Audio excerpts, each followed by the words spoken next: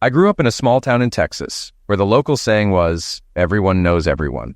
My father worked as a translator at the U.S. Embassy, so my childhood was full of stories about different countries and languages. When I turned 18, my family moved to England because of my father's job, and that's where I attended college. During my years at Oxford, I immersed myself in computer technology, business management, and economics.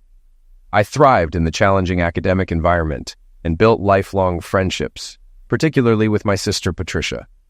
After graduating, I returned to the U.S., ready to make my own mark.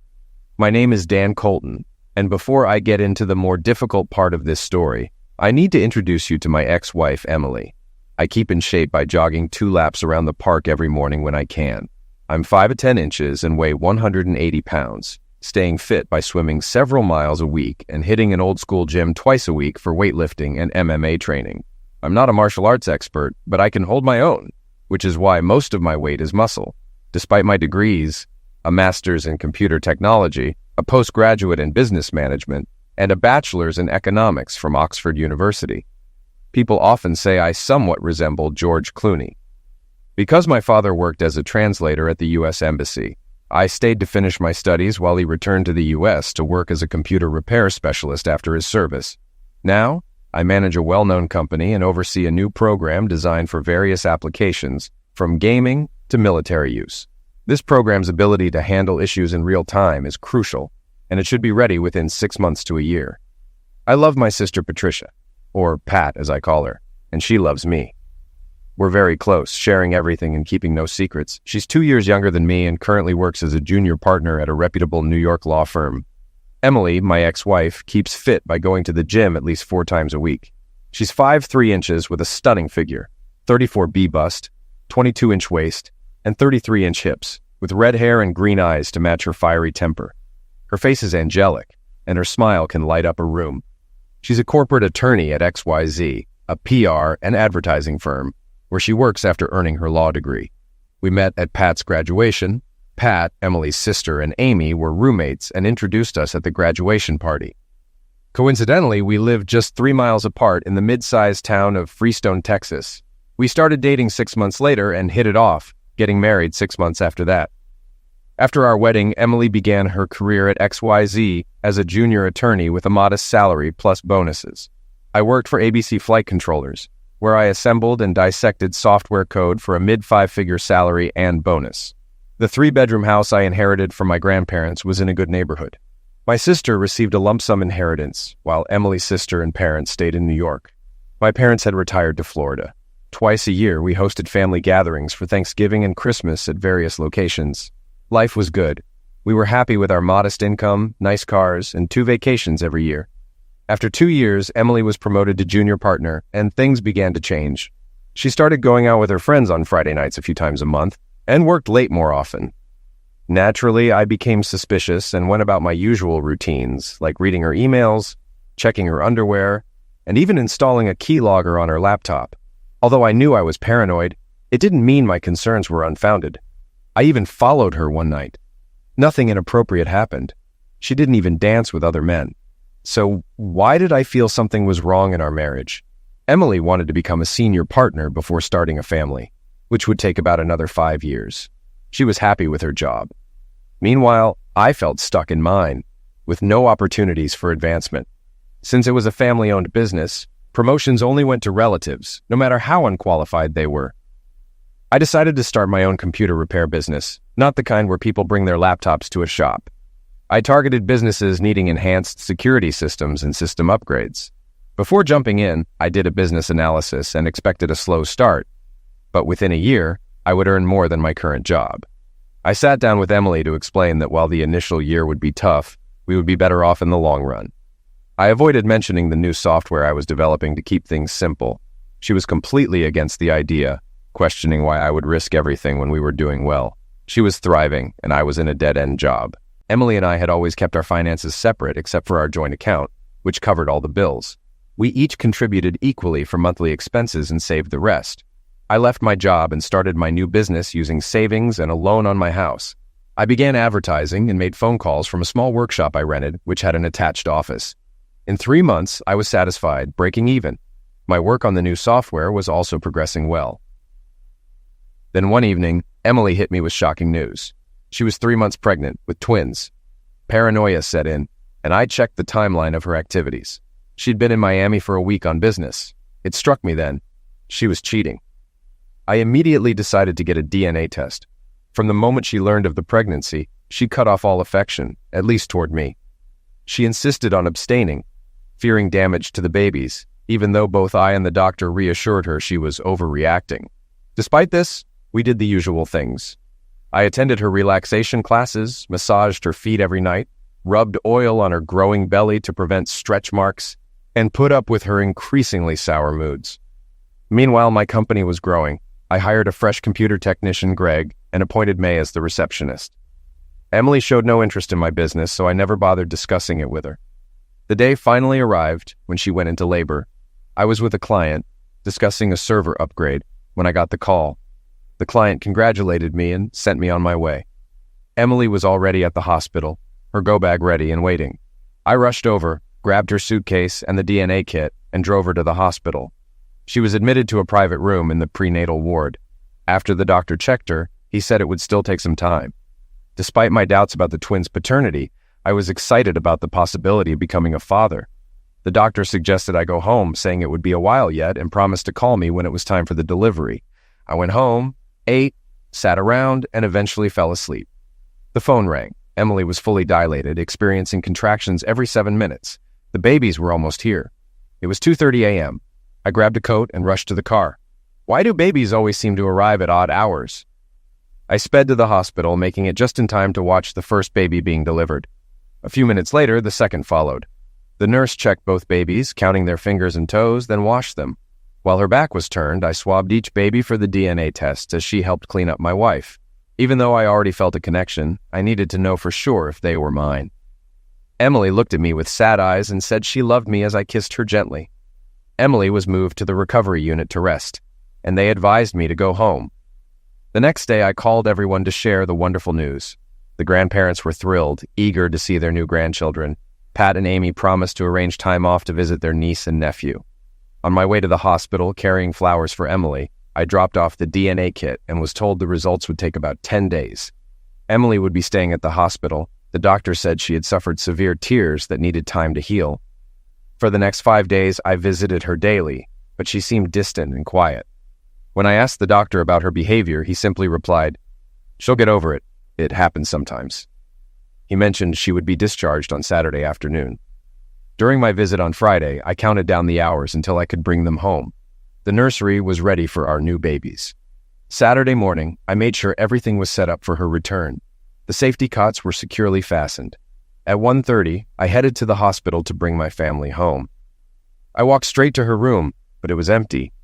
"Where are my wife and kids?" I asked the nurse. "Another man has already taken them," she replied. "Who?" I demanded, panic rising. I tried calling Emily's cell, but there was no response. The senior nurse arrived to handle the situation, reporting it to security, who then contacted the police. When the officers arrived, a man and a woman, both detectives, were shown to the security room to review the footage from that morning. They returned to inform me, "It seems Emily left with the man willingly. We know who he is, but we can't disclose his identity." Stunned, I asked, "What am I supposed to do now?" "Go home, Mr. Colton," they advised. "We will be in touch." Sick with worry, I sat at home, anxiously waiting for news. Around 6 that evening, I noticed the same 2 detectives knocking on my door. When neither looked me in the eye, I asked, "What's going on?" The woman spoke first. "Mr. Colton, we can't tell you where your wife and children are, but they are safe." "I'm really sorry," she added softly. I stared at her, confused. "I have no idea where my family is, and Emily won't answer her phone." The male detective stepped forward. "I regret to inform you that your wife left you and took the kids. She stated that her attorney would be in contact soon." My heart sank as I listened in disbelief. "Please, don't do anything foolish," the detective warned. "I'd hate to have to take further action." They left, leaving me alone once again. My hands trembled, and I felt hollow inside, on the verge of being sick. I had hit rock bottom. I started to cry. Sunday morning, I woke up having cried myself to sleep. I showered and put on some decent clothes. I made breakfast on autopilot. After eating, feeling a bit better, I thought, Maybe Emily's parents know something. I called her dad. "Hello," he answered. "Hi, it's me," I said quickly. "Everyone left, saying they'd be visiting next weekend. I need to tell you what happened." He tried to respond, but I cut him off. "Listen, I don't want excuses. Just call Emily and get back to me." Can't believe she would act like this. By lunchtime, I went to Denny's for an unhealthy meal. A mega burger with fries, onion rings, and a beer. Feeling a bit better, I returned home and checked the answering machine. No messages. I turned on the TV, but my mind kept replaying the events of the last few days. Eventually, I gave up. It was past midnight, so I went to bed. My thoughts wouldn't quiet down, so I got up at 6 the next morning, showered, and went downstairs for breakfast. I was sitting there staring at the news on TV when the phone rang. It was Emily's attorney. "Can you meet later today?" he asked. "Yes," I replied, feeling a glimmer of hope. 2 o'clock works." He hung up. Maybe now I'll get some answers, I thought. At his office, I was shown in immediately. I expected to see just the attorney, but Jimmy Prescott, her boss, was also there, sitting on the sofa. I decided to keep silent for the moment, needing answers.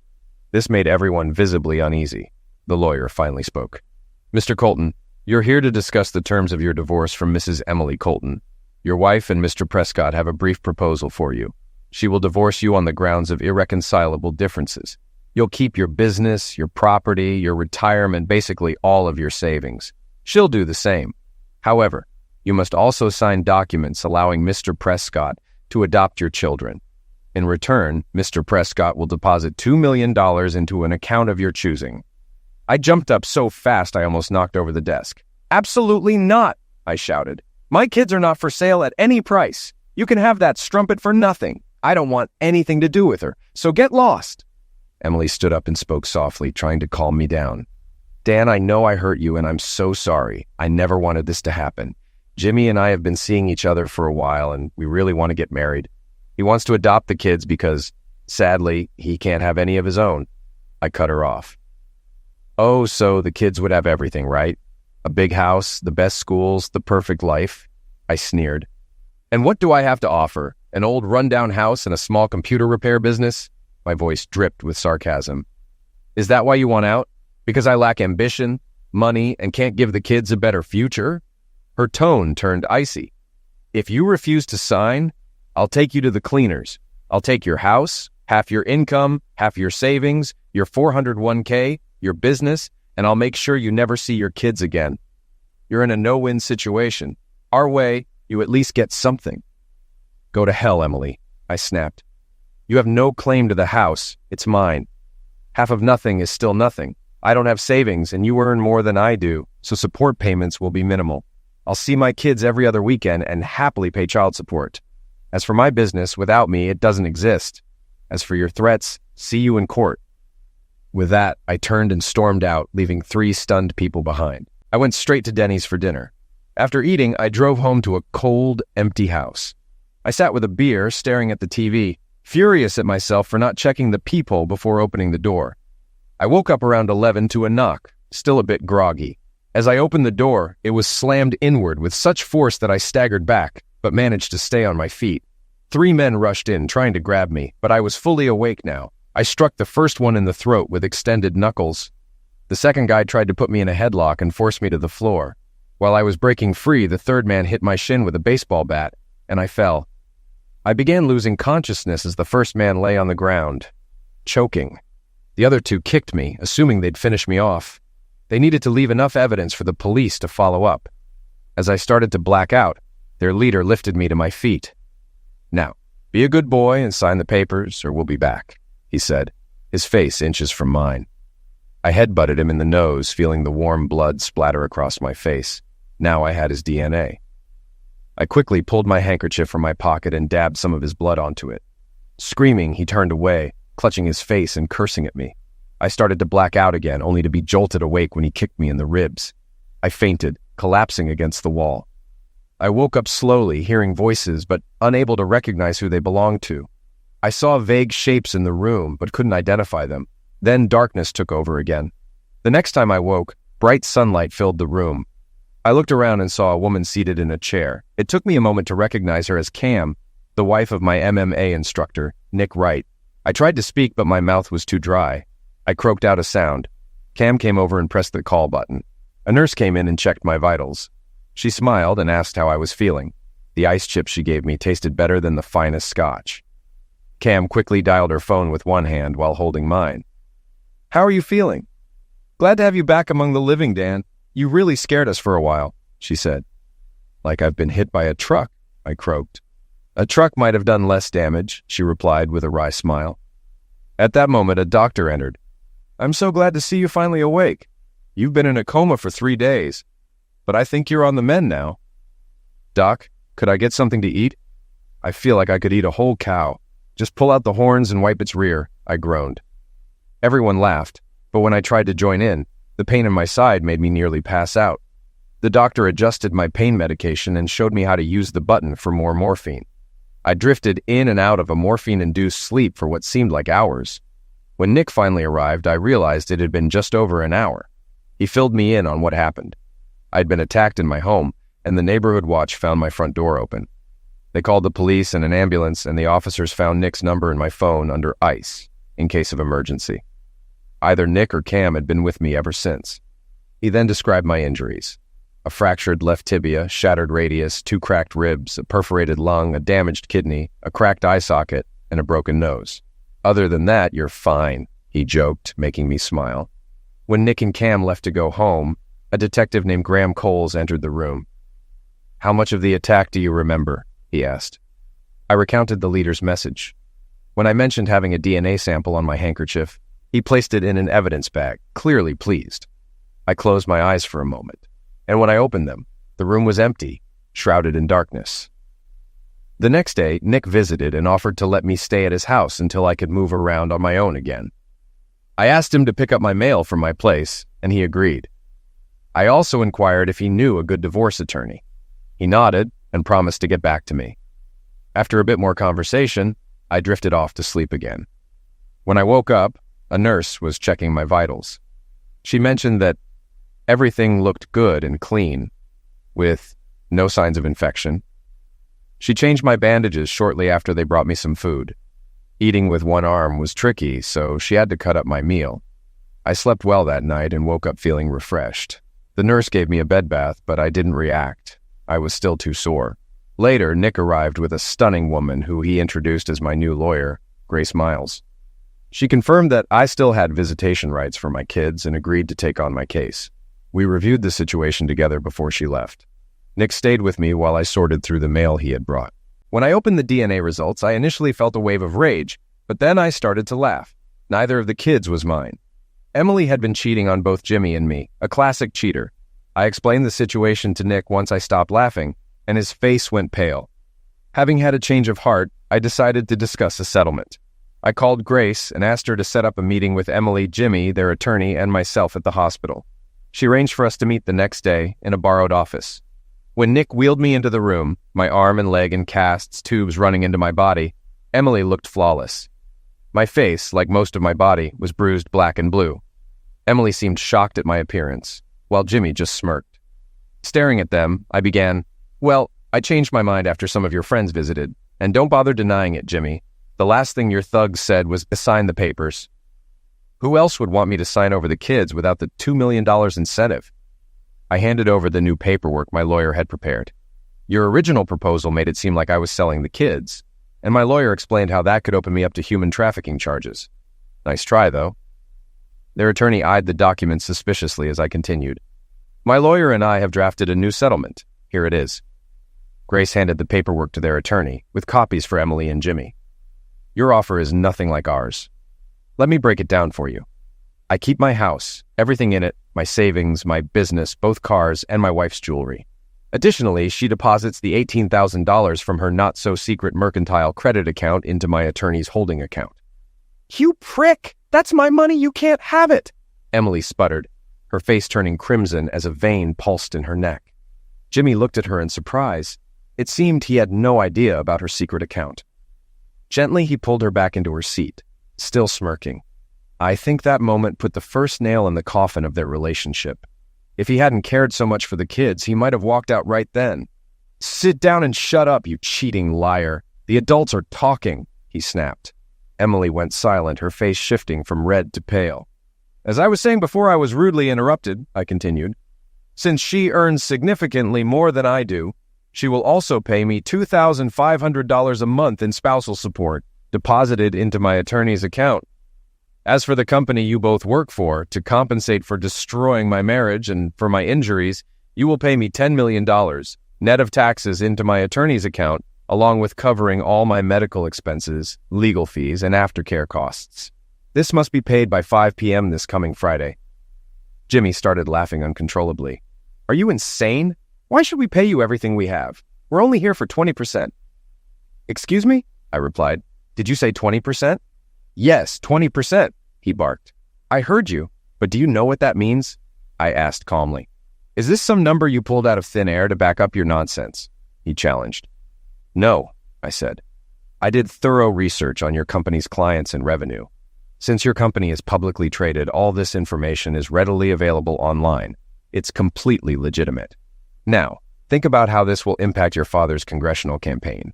After all, he's running on a family values platform. Then consider your clientele. You have several high-profile entertainment and political clients.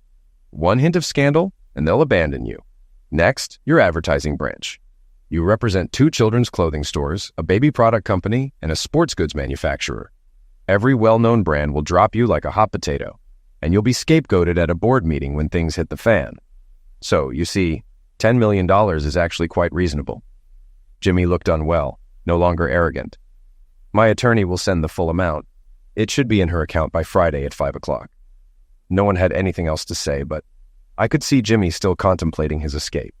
I continued, Oh, and Jimmy, if you think my disappearance will let you off the hook, I've sent the whole story to 5 out-of-state attorneys. If anything happens to me, they'll notify the media. His defeated expression told me I'd hit the mark. As we walked away, I called out, 5 p.m. Friday. Later, back in my room, Grace asked why I gave in and let Jimmy adopt my children. She glanced at the DNA test results I handed her and laughed. You clever prick. The kids aren't yours? I'm not sure yet. This shows she was cheating on both Jimmy and me. I intend to find out and make sure Jimmy knows.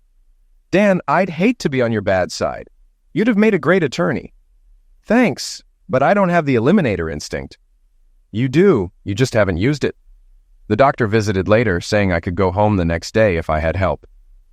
I stayed with Nick and Cam for a while, visiting the hospital twice a week to change my dressings and monitor my kidney's recovery.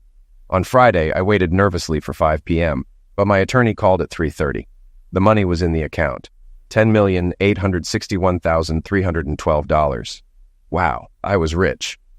Grace paid her share and transferred the rest to my checking account. Life went on. After 8 weeks of care from friends, I returned home, but the house felt empty and depressing. I decided to move closer to my sister. At work, I called Greg and May into a meeting.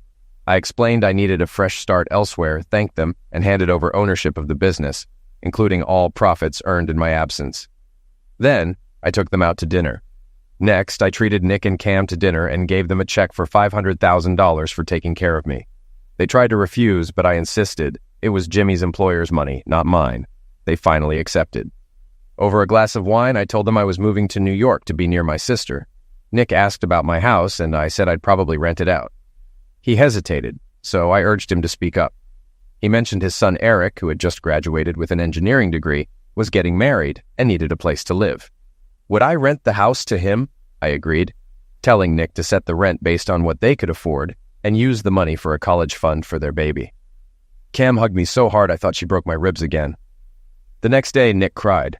I called Patty to let her know I was coming to stay with her until I found a place. She was thrilled and began planning activities. 3 weeks later, I closed my front door for the last time, shed a few tears, and handed the keys to Nick. I also left Emily's car title for his son as a housewarming gift. We hugged and promised to stay in touch. After a leisurely 2-week road trip, I arrived at Patty's. She hugged me until I gasped for air. We're going out to dinner with a friend. Just wear slacks and a shirt, she said. When we got there, Emily's sister Amy was waiting. We went to a casual diner with a bar, and I realized I'd been set up. I was annoyed at first, but I couldn't stay mad at Patty for long, so I decided to go with it.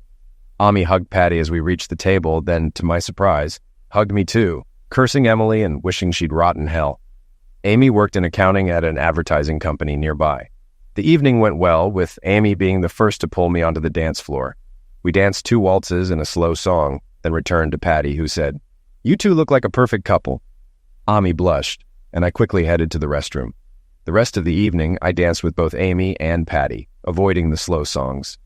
At the end of the night, we put Amy in a cab and called one for ourselves.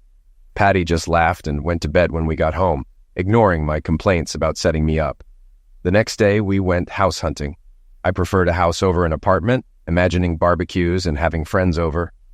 Despite the high prices, thanks to being near New York City, I decided to buy with cash. After weeks of searching, I found a 3-bedroom home with separate living, kitchen, and dining areas, a decent yard, and a secure community entrance guarded 24/7. Patty loved it and joked about moving in with me. I had to furnish the house, buying all the essentials like towels, pots, and pans.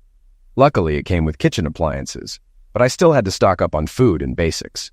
Ami and Patty were invaluable in helping me, giving the place a homey touch rather than a man cave look. I set up one area as my workspace, complete with a custom motherboard, a top-of-the-line computer, and a fire-resistant safe. Patty and Amy insisted on a housewarming party, inviting their friends since I knew no one around. The plan worked. Soon I was on multiple social media and contact lists. For the next 3 weeks, weekends were filled with parties and barbecues. I barely thought of Emily and enjoyed my new social life. Ami and I grew closer during this time, more than friends, but not quite lovers. One evening, Patty and Amy planned to go to the theater, but Patty canceled last minute, leaving just Amy and me. During the taming of the shrew, Amy reached over and grabbed my hand. This was a surprise since the most we'd done before was a cheek kiss. After the play, we took a taxi to Amy's apartment, but it left before I could head home. I cursed, realizing there wouldn't be another cab this far out of town. Laughing, Amy said, "Then you'd better stay the night." She kissed me deeply, leading me inside. As we got to her bedroom, she asked, "What does a girl have to do to get you to sleep with her?" I figured it was time I made the first move. It was the best night of my life. "Now let me return the favor," I said, to which she replied, "What did you do to me? I've never felt this way before." At 1 p.m., we woke up starving and went to a neighborhood deli for lunch. Back at Ami's place, we talked about what had happened. She confessed she had liked me since we first met and, after my split with Emily, had turned to Patty for help in getting us together. I admitted I was interested in her too, but thought it would be inappropriate to approach my ex-wife's sister. Ami said she appreciated my consideration but had run out of patience, so she and Patty planned the previous night. Then, with a laugh, she texted Patty, "Mission accomplished." Amy drove me home to change. Unlike her sister, Amy didn't pick fights over little things, which made me feel at ease. Patty noticed this and often commented on how happy she was for us. We just seemed to fit. During this time, I was working on my project, which I finally completed. The beauty of these programs and hardware was their versatility. They could be adapted for military, gaming, aviation, and automotive applications. Knowing that thorough testing by gamers would reveal any flaws, I decided to reach out to a top game developer. When I approached the gaming company, they were skeptical, believing they already had the best programmers. After some negotiation, they agreed to a 3-month trial. I provided sealed units and tamper-proof software. After the trial, they called a meeting. I brought my sister, a corporate attorney, and one of her colleagues experienced in such negotiations, knowing the patents could be sold for much more in global sales. The company offered $120 million for the patents. However, I insisted on licensing rights for 10 years instead. My goal was $50 million plus a 1% royalty on all applications using my hardware and software for the same period. After hours of negotiation, we settled on $65 million and a 5% royalty for 10 years. Contracts were signed and a handshake sealed the deal. I was suddenly very wealthy, even after taxes. Similar negotiations followed with the military's aeronautical department, a top aircraft supplier, and a major automaker. My post-tax cash assets were valued at over $250 million, with a 10-year potential worth more than $3.5 billion. Unsure of what to do with such wealth, I sought investment advice, knowing even basic interest would earn me over $12 million annually before taxes. My sister was renting her apartment, dating another attorney, and Amy and I had moved in together. Things were getting serious. A year had passed since I started my new life, and I decided it was time for some payback against those who had hurt me. I sat down with Amy and said, "I still want to get back at your sister. Are you okay with that?" She replied, "Burn the witch. I'll help if you need it." We discussed various plans, but decided to wait before taking action. Just after dinner, the phone rang. An assistant DA from Freestone, Texas, asked if I would testify in 3 weeks. They had caught the people who attacked me. I agreed, and Amy insisted on coming with me. We decided to make a quick trip, arriving a week before the trial. We flew to Texas, where Nick picked us up and dropped us off at our motel. As a thank you, we took Nick and Cam to dinner at the Regency Club. The women looked stunning in cocktail dresses, while I wore a $2,000 Italian suit and Nick donned his best church outfit. None of us had been to this restaurant before, so it was a special night. A uniformed doorman opened the car doors, then the restaurant door. The head waiter guided us to our table as Cam and Nick admired the pianist playing soft music. We enjoyed a light appetizer of thinly sliced melon and Parma ham, followed by our choice of entrees and fruit salad, accompanied by red and dessert wines. While savoring the wine, I noticed Emily and her husband, Jimmy, seated nearby with another couple. Ami excused herself to use the powder room, with Cam following. They had to pass by Emily's table. I watched as Emily froze, covering her mouth in shock. Amy greeted her, pointed to me, and said something that made Cam laugh. Emily rushed out of the restaurant with Jimmy in tow. When Amy and Cam returned, I asked what Amy had said. Amy explained, after Cam said hi. Emily asked who I was with. I replied, I'm with another millionaire sitting over there. Thanks for divorcing him. We were meant to be together. You obviously traded down. Then I added, I don't see what you ever saw in that stuffed monkey, and walked away. We danced and laughed about Ami's encounter late into the night. The next day, while Nick and Cam worked, Amy and I played tourists, even spending a day at a weapon range where Amy proved to be a surprisingly good shot. The day before the trial, we had dinner at Nick and Cam's house. Home-cooked food tasted so much better than restaurant fare. We toasted their upcoming wedding, and Nick shared that his son was getting married in the spring. When we met with the assistant DA, he called the case a slam dunk. My providing the DNA of the trio's leader had helped identify him. He was prepared to testify against his accomplices. The trial concluded with the leader receiving a 15-year sentence in exchange for testifying. The one I struck in the throat got 2 years since he didn't actively participate in the attack, while the other received 5 years for his first offense. After Nick and Cam dropped us off at the airport, I handed Nick an envelope and told him not to open it until after we had taken off. Inside were the deeds to my old house, a wedding gift for his son. I had shown it only to his son, understanding the importance of wedding vows. After settling it at home, I called my sister, inviting her and her partner to dinner on Friday without telling Ami. When Friday arrived, I finally let Ami in on the dinner plans, and she was thrilled. That evening, we took a limo to a restaurant I had booked 3 weeks in advance. After a hearty meal, a man in a gypsy costume approached our table and played a love ballad on his violin. Then, to Amy's surprise, he got down on one knee and proposed to her. Through tears of joy and applause from the whole restaurant, she said yes. Her expression was priceless. My sister walked over, hugged Amy, and said, "Welcome to the family." We danced for the rest of the evening before the limo took us home. Our wedding was set for early spring and invitations went out. I stayed out of the planning, leaving it to Amy and my sister. The ceremony took place at a nearby church, and I covered lodging for all out-of-town guests, reserving a full floor at the Hilton for their 3-day stay. The wedding was a grand event, and everyone had a fantastic time.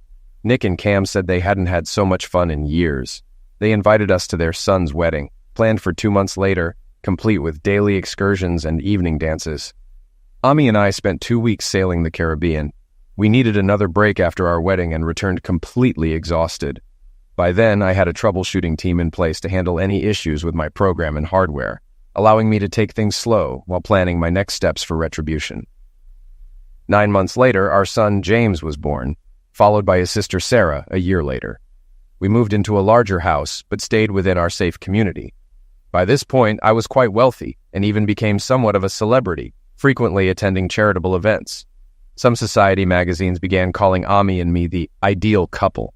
However, I never let go of my desire for revenge. The pain of what had been done to me lingered. Over the past 5 years, I had hired a PI to gather information on Emily, Jimmy, and everyone connected to them, including her former boss, Troy Simmons. I wanted to know if Troy was the father of Emily's twins. The PI confirmed my suspicions. The twins were Troy's. Additionally, Emily was still seeing Troy and 2 other men, while Jimmy was occupied with his father's business and a string of escorts. The first phase of my plan began with a revelation. I sent Jimmy the twins' DNA results along with Troy's, adding a note that read, "Do the math." This confirmed the twins were not his and revealed Emily's ongoing affairs. I also included evidence of her current infidelities, then stepped back to let the chaos unfold. 2 months later, Nick called to inform me that Jimmy had kicked Emily out, using their prenup to keep the kids he had adopted. She was left with nothing, and no one knew where she had gone. Ami called Emily's parents to see if they had any information, but her father replied, "Don't contact us again," and mentioned he had only wired her a couple of $1,000s. Emily was now feeling the sting of betrayal and loss. Phase 1 was complete.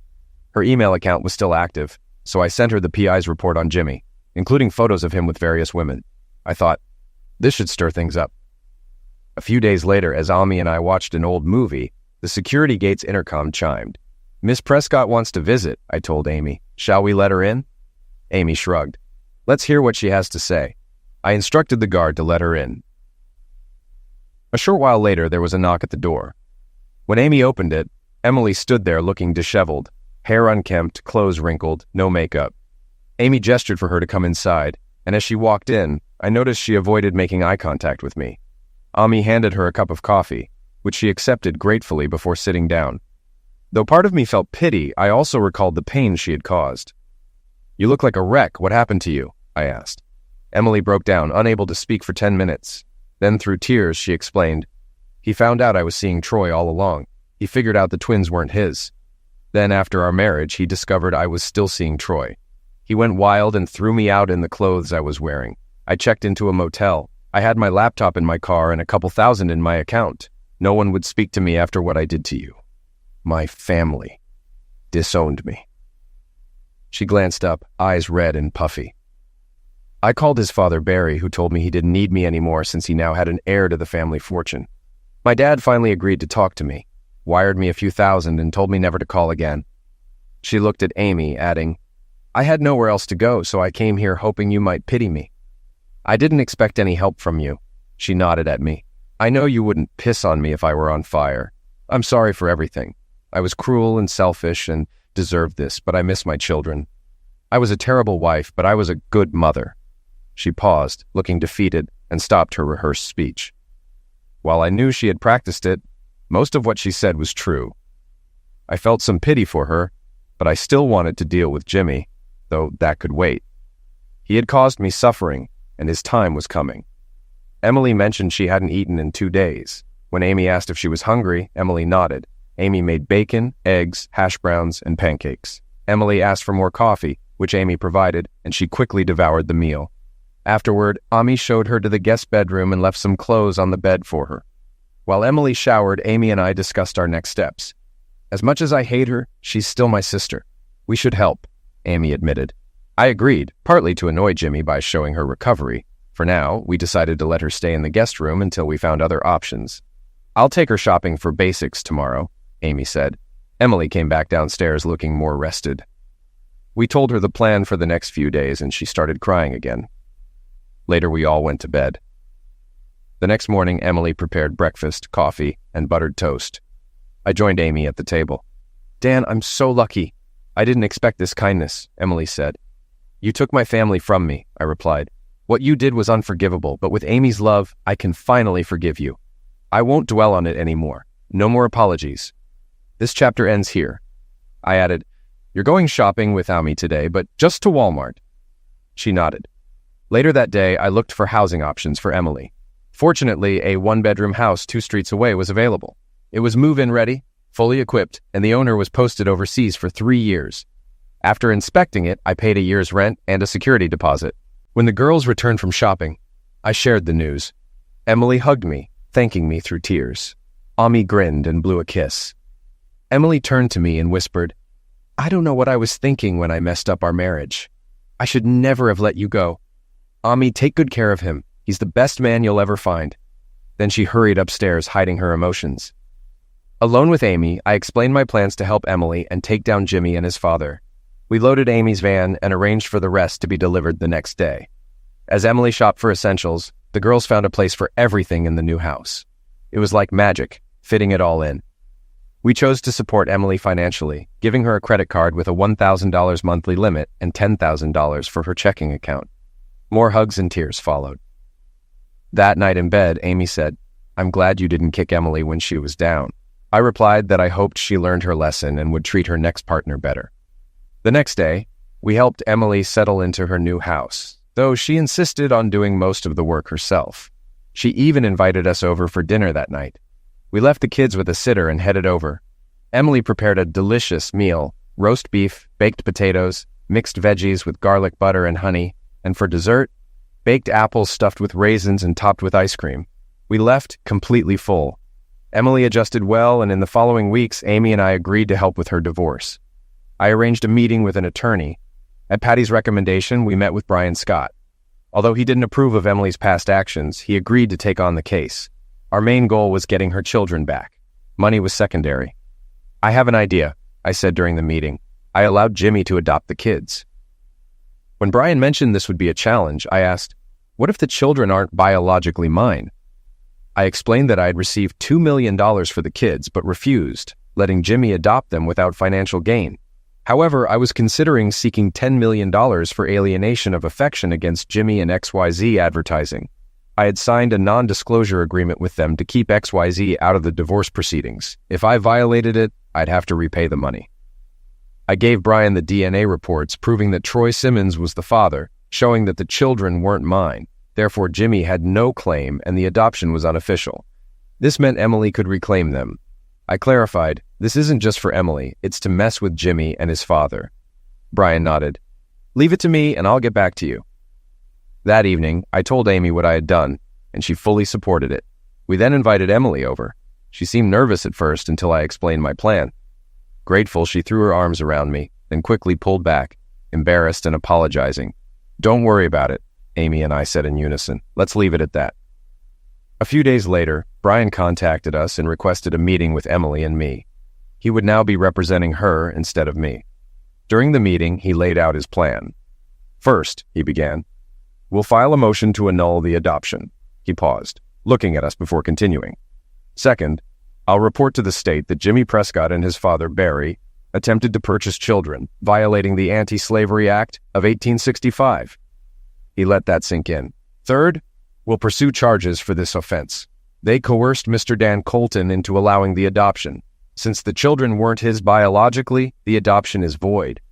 He showed us the DNA results to prove this. Emily will demand the return of her children, currently being kept at 218. Fifth, we'll sue Mr. Troy Simmons for sexual maltreatment as he forced the then Mrs. Colton into an affair to keep her job. Sixth, we'll pursue legal action against Jimmy Prescott for coercing Emily into a relationship that destroyed her marriage. He continued. Seventh, we'll file a lawsuit against XYZ Advertising for enabling the maltreatment and promoting the affair. Both CEO Jimmy Prescott and Chairman Barry Prescott knew about the affair and supported it, causing the marriage breakdown. Eighth, we'll charge Troy Simmons with alienation of affection, contributing to the end of Emily's marriage. Ninth, we'll charge Jimmy Prescott for the same reason. 10th, we'll go after XYZ Advertising for failing to include a morality clause in staff contracts despite knowing about the affair. And lastly, 11th, we'll sue XYZ for supporting the affair between Jimmy and Mrs. Colton, which led to the marriage's dissolution. Brian then looked at me and added, "Finally, Mr. Colton acknowledges he signed an NDA for $10 million and is prepared to repay the amount if he breaks the agreement." We stood there, stunned by Brian's comprehensive plan. Emily, though shaken, seemed ready. "I'll handle the fallout," she said. "I brought this on myself." "Move now," I told Brian, "and XYZ will face a media attack targeting Troy Simmons, Jimmy Prescott, Barry Prescott, and the company." Brian nodded, saying he'd be ready in 2 weeks. I was to launch my attack a week later. Leaving Brian's office, I felt justice was within reach. Though Jimmy and Barry put up a legal fight, Brian pressed on. A week later, as planned, I sent all the gathered evidence to every media outlet. The media pounced, camping outside the courthouse and homes of those involved. As expected, XYZ's clients began threatening to cut ties. The board fired Troy Simmons without severance, and to stop the bleeding, Jimmy and Barry Prescott stepped down. XYZ also paid Emily a 7-figure settlement. With my own compensation, I would easily cover the $10 million NDA repayment. The fallout continued. Congressman Barry Prescott, known for his family values campaign, resigned, citing illness. Soon after, the FBI found financial anomalies, including payments to escorts and misuse of campaign funds. He was called before a select committee. Less than a month later, Emily regained custody of her children.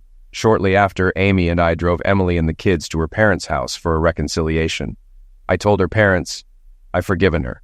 While we may not be close friends, we're at least civil. I hope you can forgive her too." Seeing their grandchildren for the first time helped smooth things over. In the aftermath, Barry Prescott was sentenced to 3 years for campaign fund misuse. Jimmy was found guilty of attempted human trafficking and embezzling company funds, receiving a 5-year sentence. His sentence was longer because he refused to reveal where some of the missing money came from, money I had set him up to take. For my final revenge, I bribed the prison allocator to place Jimmy with a particularly dangerous inmate. Meanwhile, Emily moved into a larger home, retook her bar exams, and started working at the same law firm as Patty. Though we didn't socialize much, we occasionally babysat for each other. Emily hasn't dated since. She's focused on her career and children.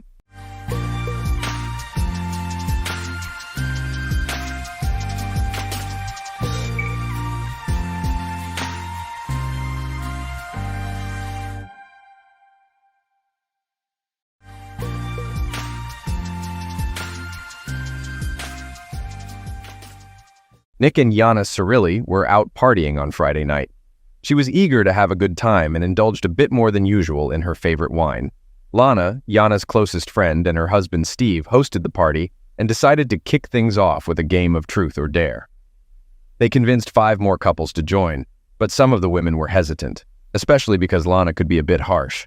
The game started calmly enough, with one woman making it clear she wouldn't do anything too wild, like showing her bosom. Others agreed to keep the questions reasonable, but as the game went on and the drinks kicked in, the questions became more daring. One woman suggested that any inappropriate questions could be ignored. Eventually, it was Lana's turn again, and she asked Yana, "Truth or dare?" Yana chose truth. "Who was your best lover?" Lana asked. "I suppose it's Nick," Yana replied, influenced by the wine she had consumed. With a giggle, Yana added, "Just kidding." There was a collective sigh of relief. Lana teased Nick, saying, "Well, if you're not number one, you better fight for it." Nick's reaction was a mix of embarrassment and anger, evident from his flushed face. Yana quickly realized her mistake and tried to rectify it. She assured everyone she was just teasing Nick and that he truly was her best lover. Nick got up, muttered something about needing a beer, and left the game, not returning. Comments like, "Oh my God, Yana," and "Ouch, that's gotta hurt," filled the room. "I thought the dumb blonde stereotype was a myth, but damn, you just told your husband he's second best in front of everyone. Is he even second or is it worse?" Lana, supposedly Yana's friend, remarked. Yana attempted to get up, saying, "I was just kidding, damn it, I'm your friend." Lana suggested they all help calm Nick down. Feeling the urgency to fix things, even in her intoxicated state, Yana knew it wouldn't be easy to soothe her husband. She found Nick near the TV screen, not paying attention to the game. "I'm sorry, baby. I was just a little drunk. I thought it was funny, but clearly not." "Please, come back to the game. Let me make things right," she pleaded. "No, just stay away from me. I'm leaving," he replied, standing up to say goodbye to others nearby. Lana approached Yana, asking, "Where's he going?" "Home. I need to apologize before he leaves. I messed up big time. I'm really sorry," Lana said, about to catch up with Nick. "Let him go, please. Right now, he doesn't want to hear anything from any of us," Yana said, tears welling in her eyes. "That idiot. Stay here. I'll go find him," Lana offered. "No, Lana, don't. You'll only make it worse," Yana pleaded. "We joke around all the time. What's his problem? You didn't cheat, so why is he so upset about being second?" Lana chimed in, trying to be supportive, but Yana's response wasn't what she expected. Instead of agreement, sadness and shame clouded Yana's expression. Lana immediately caught on. "Oh my God, Yana, you did it. Please don't say anything. If Nick thinks anyone else knows, my marriage will be over. Promise me, Yana, not a word. Not even to Steve," Yana implored. "All right, I won't say a thing. But once you're sober, we need to talk," Lana agreed. "I need to go home. He probably won't talk to me, but I have to try," Yana murmured quietly as she headed towards the backyard gate. Lana returned, declaring, "I'm taking her home to make sure she gets there safely." By the time Lana caught up, Yana had already disappeared through the side door of her house. "Yana!" Lana called out. but Yana just waved and disappeared inside. Yana immediately went upstairs, changed into a nightgown, and climbed into bed. She reached out to touch Nick's shoulder, hoping for a reassuring kiss. But he remained still, unresponsive. Running her nails down his back, she tried to elicit some reaction, but he stayed motionless. She thought she saw a tear escape from his eye. In a final attempt to ease the tension, she whispered in his ear, "Honey, I'm so sorry. I didn't mean it. I love you." But instead of acceptance, he snapped back, "Don't lie to me. I know what you said and what it means. Just go to hell and leave me alone." With that, he got out of bed, stormed into his den, and slammed the door shut. Yana cried herself to sleep. Morning came late, the events of the night keeping her from her usual early start. The kitchen was bare, no coffee brewing, no dishes in sight. It was clear Nick had left in a hurry. Avoiding a face-to-face encounter, Yana felt a deep sense of sadness. Her guilt weighed heavily on her, her mind replaying the hurtful truth she blurted out in a moment of drunken candor. "Actually, no," she had said loud enough for everyone to hear. Their friends couldn't mistake the implication. It seemed far from a playful tease. She hoped that offering a genuine apology and sincere reassurance would convince her husband that her remark from yesterday didn't matter. Unfortunately, her apology was insincere. She was resolute in keeping this truth, as well as the reasons behind it, hidden from him and everyone else. Desperate to rectify her mistake, Yana decided to send her husband a message, expressing her regrets about the previous night. "I'm so sorry about last night. With the kids on the way, I felt Lana's party was my last chance to unwind a bit. Admitting I went too far is an understatement. I was so out of it that I thought my behavior was amusing, maybe even playful. I believed I was teasing you, my dear hubby, as any wife would, but the look on your face made it clear I'd made a mistake." Lana chiming in with her own remarks is just her personality. She's unaware of our history and probably meant it in jest. You know she holds you in high regard. Please don't blame her, baby. That's not what I intended. You're the best to me in every way. Forgive me for acting foolishly under the influence, failing to realize how my misguided attempt at humor could hurt you, my beloved. I love you with all my heart. Please come home, or at least call me. I love you." With the coffee brewed, Yana sat at the table, holding her head in her hands. She repeatedly questioned aloud why she had said something so foolish. Her phone rang, briefly raising hope that it was Nick, but it turned out to be Lana. Yana initially ignored the call, but Lana called again shortly after, prompting Yana to answer. This conversation was inevitable. "Yes, Lana, what's going on?"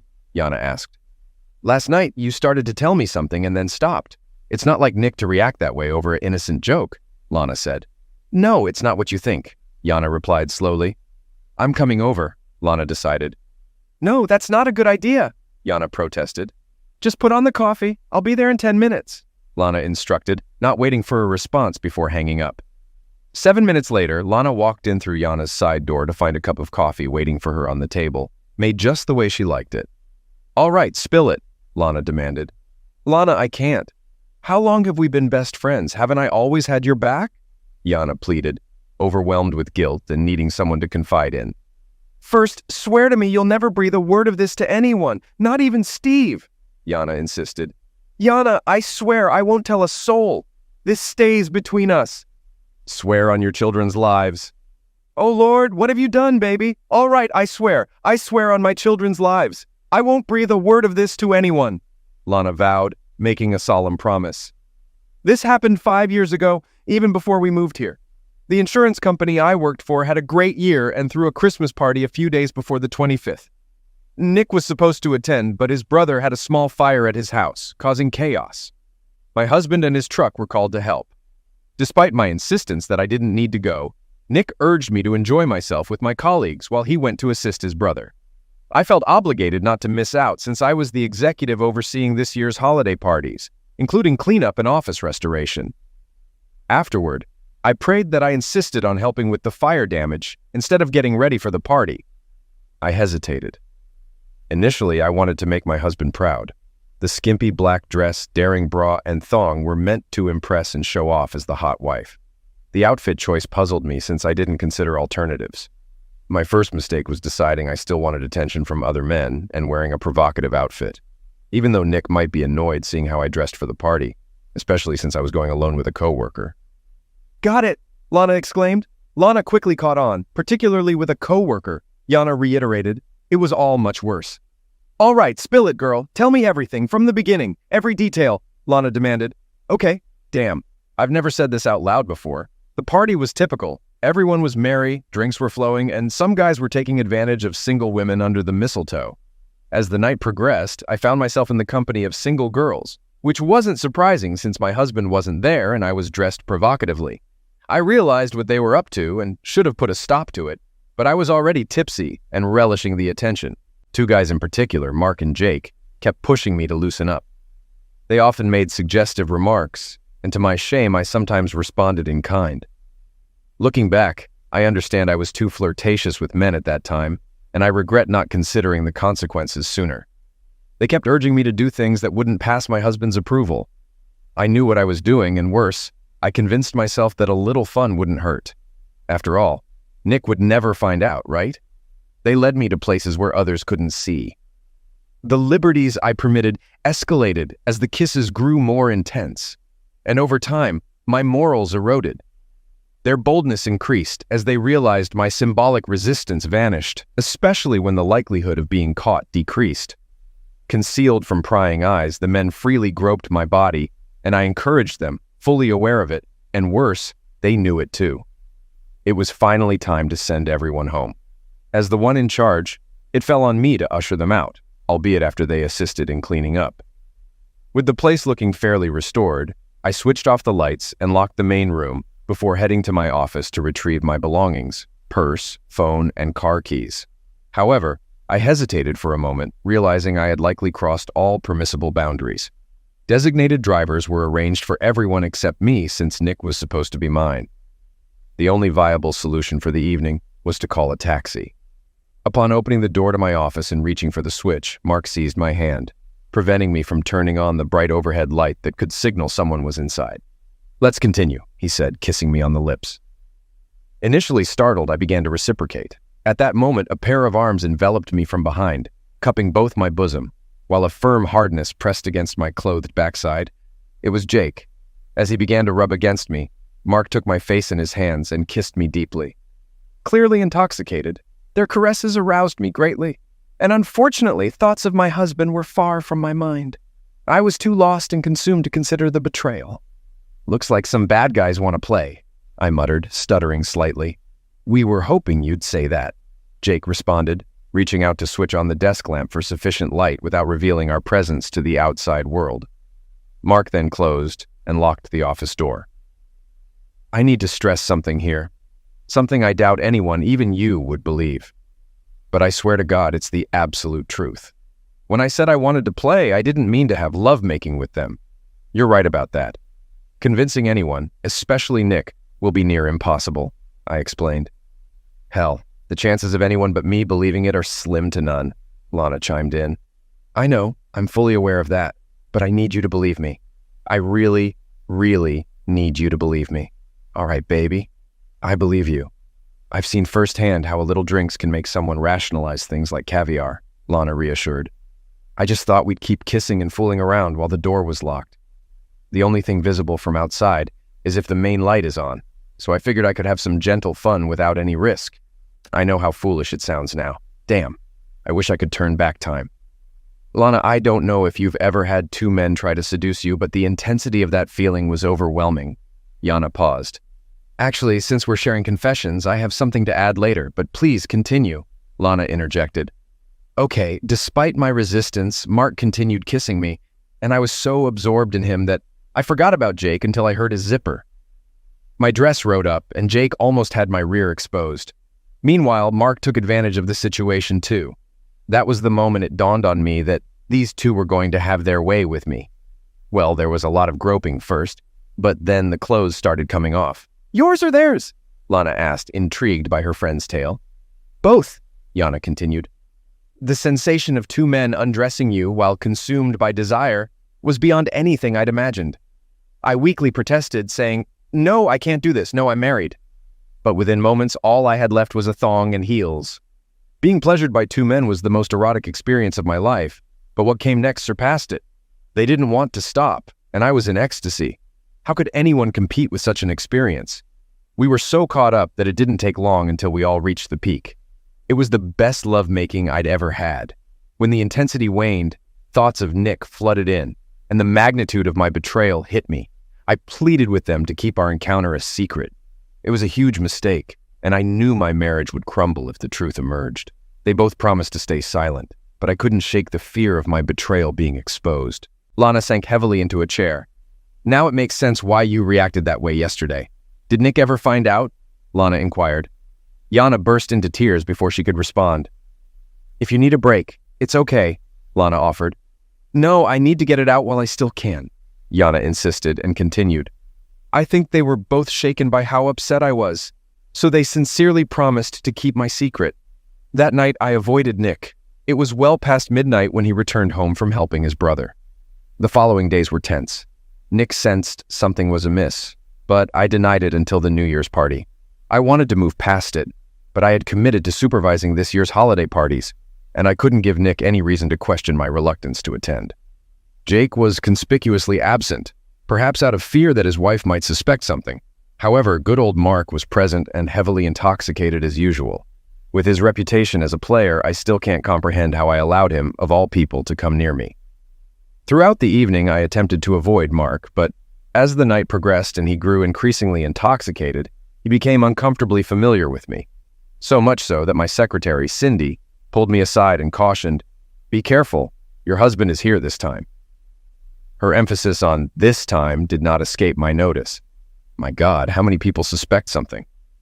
I tried to keep my distance from Mark, but by the end of the night, he seemed determined to flaunt my discomfort in front of my husband. When Nick went to the bar for some drinks, Mark seized the opportunity to approach me, grabbed my hand, and insisted, "Come on, baby, you haven't danced with me yet." Panicked, I emotionally refused. As Nick returned from the bar with our drinks, Mark remarked, "You weren't so resistant at the Christmas party." Gripping my hand, attempting to coax me into dancing with him, I recoiled and demanded Mark remove his hands from me. I was terrified, unsure of how much Nick had overheard. An embarrassed expression crossed my husband's face, quickly replaced by anger. In an effort to defuse the situation, I informed Mark that the bar was closing. However, he insisted on another drink. With Cindy nearby, I shot her a pleading look and signaled for her to take my place. Understanding my predicament, she gestured towards my husband and then nodded towards the door. I managed to usher Nick out before any further trouble ensued. I assured my husband that Mark was simply intoxicated, and I was relieved that Nick didn't escalate the situation, as he easily could have. Back at home, Nick inquired, "What happened?" I attempted to dismiss it, blaming Mark's excessive drinking. However, Nick warned me that if Mark ever approached me again, he would take drastic measures. At breakfast, Nick was still mulling over the events of the previous night and questioned me about what had occurred.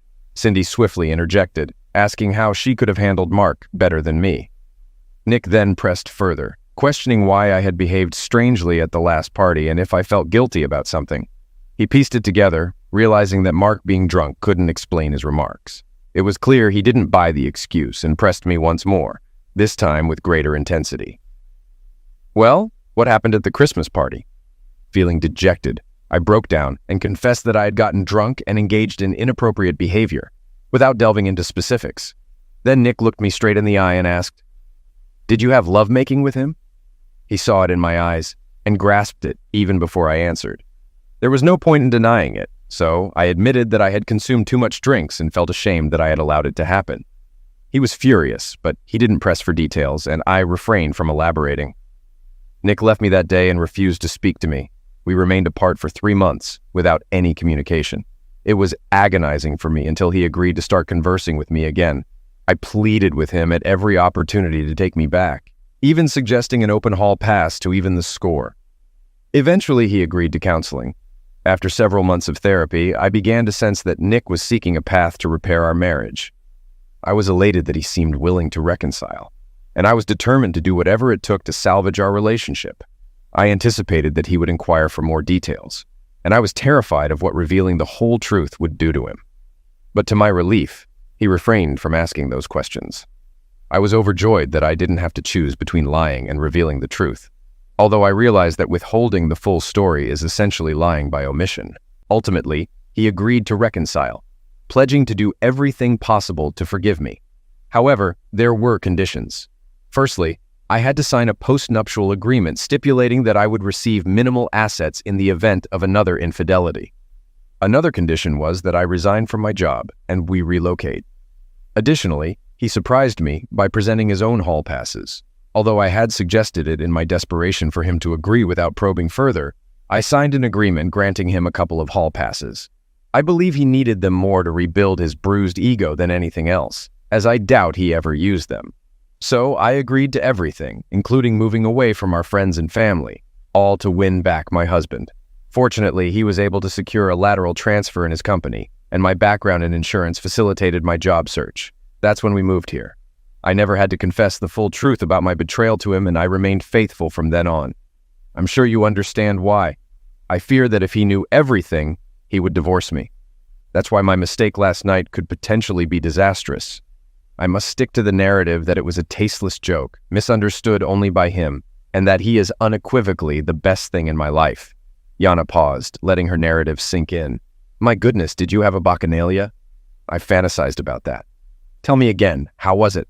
Lana asked eagerly, reveling in her friend's actions without grasping the peril it posed to the marriage. Damn it, Lana, I nearly lost my husband and I'm still at risk. Then after a significant pause, Yana confessed. It was the most thrilling carnal encounter of my life, she added solemnly. I can never let Nick discover the truth. Never. Okay, I understand why you'd say that. I also get that no man can compete with two. It beats my dirty story, Lana admitted. What did you do? Yana inquired. Okay, I need you to swear to me too. This stays between us. Steve would probably kick me out, Lana asserted, locking eyes with Yana. We have a pact. Nothing spoken here will ever be disclosed to anyone else. Yana reciprocated their mutual trust and then urged her friend to divulge. All right, it's your turn to spill everything. Lana initiated her narrative. Both of us. I've never vocalized this before either. We were planning a party with coworkers coming over for a swim and barbecue. That evening, Steve called me with an urgent issue regarding one of their major accounts. He personally managed this client and would be at least 3 hours late returning home. Ron, Steve's business partner, took it upon himself to step in for Steve and came over under the pretense of assisting me with preparations. He knew their key client had hired Steve and that Steve needed to personally attend to matters at this client's office, which was about an hour and 10 minutes away each way. My husband is astute in business dealings, but one thing he lacks is discerning when a friend is deceitful. Man, Ron's a womanizer. He went through a divorce due to infidelity. Being single allows him to pursue his targets without concern for repercussions from a spouse. He had his sights set on me for a while, and I was aware of it. I should have alerted Steve, but I was easily swayed by Ron's flattery. I enjoyed the attention and would reciprocate, sometimes shamelessly when Steve wasn't around. When Ron arrived to help, I was already in a bind. Instead of prepping our backyard, I spent the day lounging by the pool in a tiny bikini, awaiting Steve's return so I could start preparing for our party. I had a couple of margaritas and wasn't intoxicated, but I felt good. I should have gone inside and changed, but I didn't. Ron was clearly enjoying himself, and I relished in letting him watch. We began setting up the patio for our guests. Ron uncovered the grill and positioned it at the center of the patio for easy access. He checked the propane tank's gas levels and briefly lit the grill to ensure it was operational. Then we rearranged some chairs and tables, brought out the beer cooler, stocked the bar, and set up umbrellas. Our guests offered to bring additional holiday appetizers and sides. Once we finished, Ron made us margaritas and suggested we omit mentioning his assistance in preparing for Steve's meeting. We returned to the pool, and Ron commented on how he had worked up a sweat and how inviting the pool looked. Noticing he hadn't brought swim trunks, I teased that he could go without them, promising not to peek. Instead of continuing the playful banter, he began undressing. When he was down to just his boxers, he approached me and suggested we swim together, urging me to remove my swimsuit. I should have fled, but my intoxicated and reckless side prevailed. They stripped me undressed, and I impulsively dove into the pool. Ron joined me swiftly, holding me close. We were both unclothed, and I knew I'd let him have coition with me. I surrendered to him, exploring each other's bodies with caresses. It was incredibly wrong, yet undeniably pleasurable. Then Ron began touching me in a way Steve never had, sending me into a frenzy and granting me one of the most intense climaxes I'd ever experienced. The thrill of something new, so wicked and forbidden, transported me to ecstasy. After I calmed down, Ron suggested it was my turn to reciprocate and assist him in a quick finish. I complied, and we had a few more drinks. He insisted we not waste time and initiated a third round, possessing me fiercely. I was certain I'd be left with bruises. As he reached his climax, I begged him to stop, and he approached me with a growl. Tears streamed down my face, feeling hurt and ashamed of betraying my husband. That night, I had to conceal my bruises from Steve, pleading with Ron not to disclose our encounter.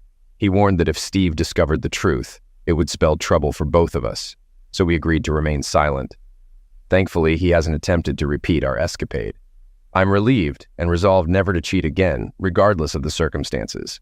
However, we still communicate frequently and play golf together a couple of times each month. Since Ron tends to boast, I'm constantly anxious he'll reveal my secret. Steve mentioned that Ron keeps boasting about some wild woman he slept with, but won't divulge her identity. I'm certain he's describing our encounter.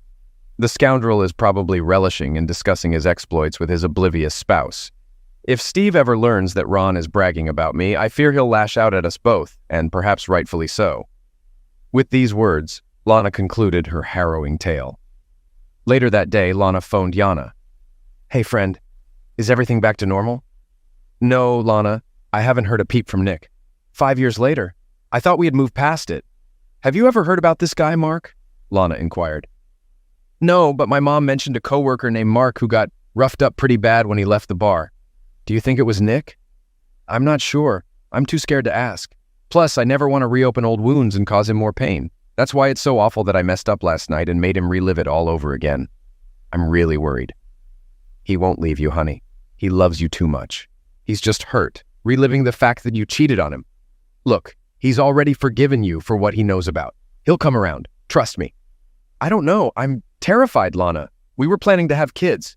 I had my last drink at your party, and then we were going to start trying to conceive. Now I'm not so sure."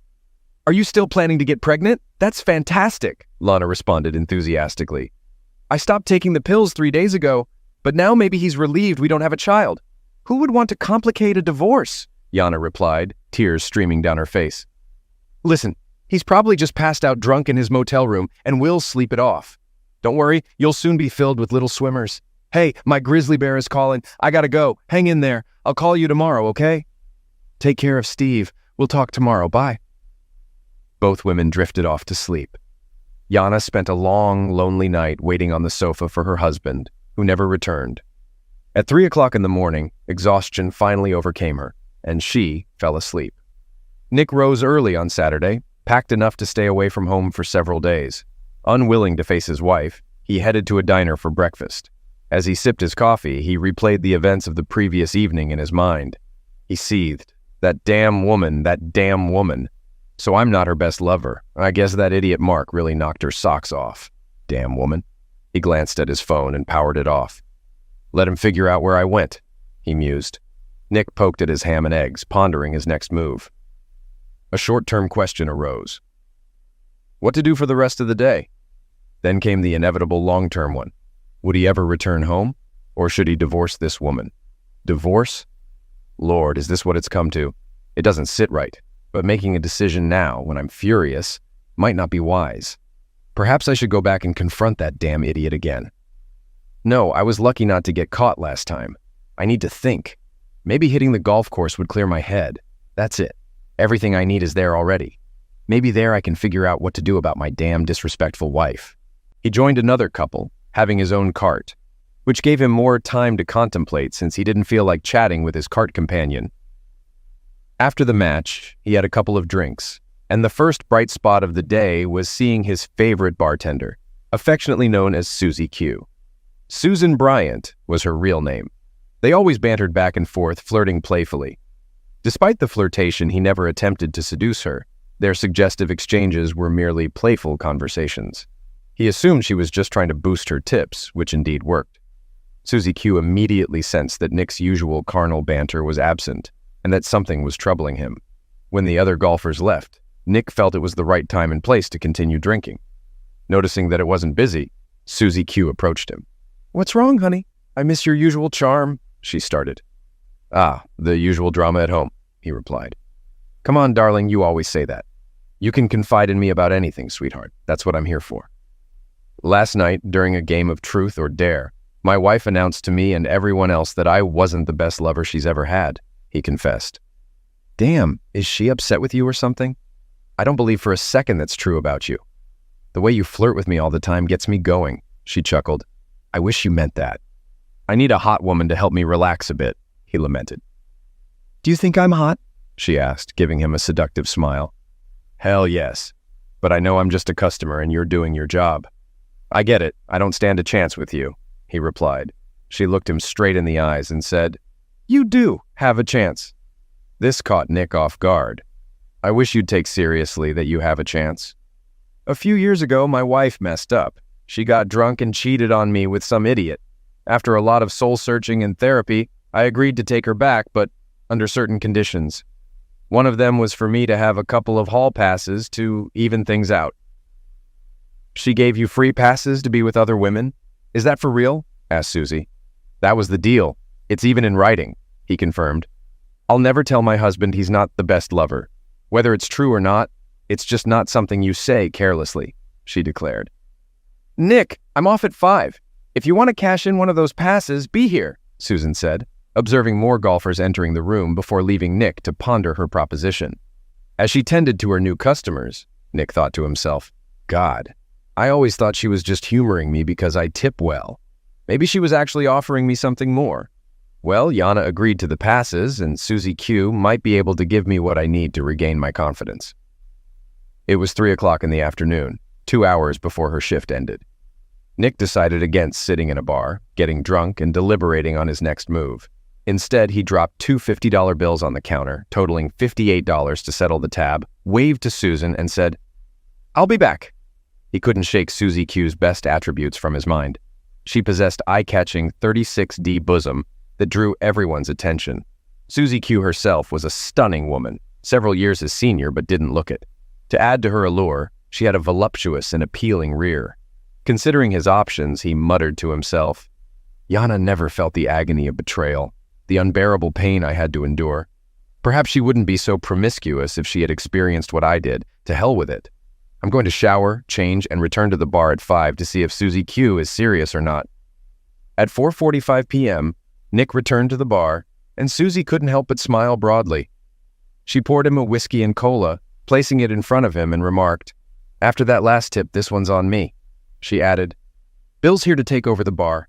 Just give us a moment to close out the register and I'll be ready to go. I'm famished. Any ideas on where we'll dine? As she prepared to leave, Nick phoned and reserved a table at one of the city's finest restaurants.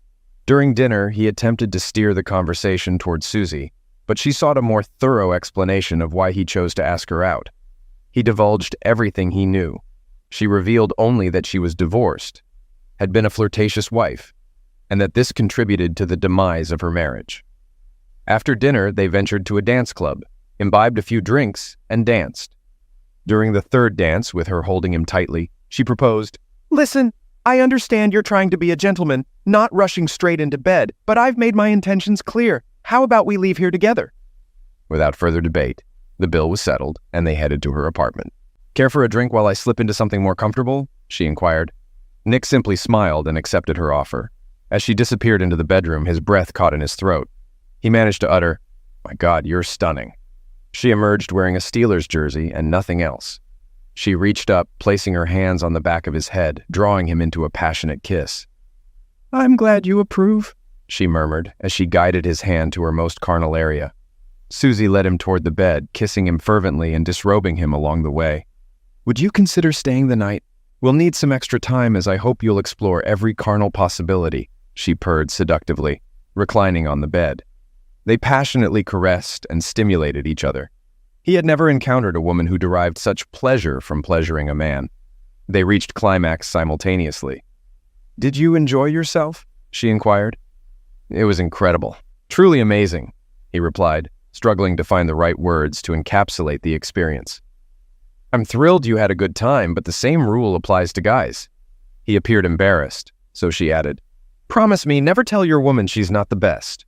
Understanding dawned on him, and he chuckled. Got it. Lie down, I'll grab us some glasses. We'll regroup, then I'll sort you out again, she instructed. Her flawless bare backside swayed enticingly as she returned to the kitchen. Nick couldn't help but be mesmerized by her seductive movements. After allowing him time to recover, Susie began gently massaging his entire body. This round lasted a bit longer, which suited them both just fine. They reached their climax once more. Did you ever imagine we'd end up here? She inquired. No, never. Well, maybe I fantasized about it a couple of times while Jana and I were carnal, but it felt a bit awkward. Usually, after a day on the field and some playful banter, I'd be in the shower at home thinking about this, he confessed, nodding toward her impressive bosom.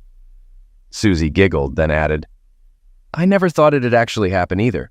I fantasized too, imagining how you'd make me feel in reality. It's so much better, isn't it? Yes, much better. Please stay with me today. I know this is probably a one-time thing, so let's make it special. It's been a while since I woke up next to a man, she requested. Nick nodded and Susie Q grinned. After recharging sufficiently, she said, I hope you're ready for the final round. No further encouragement was needed.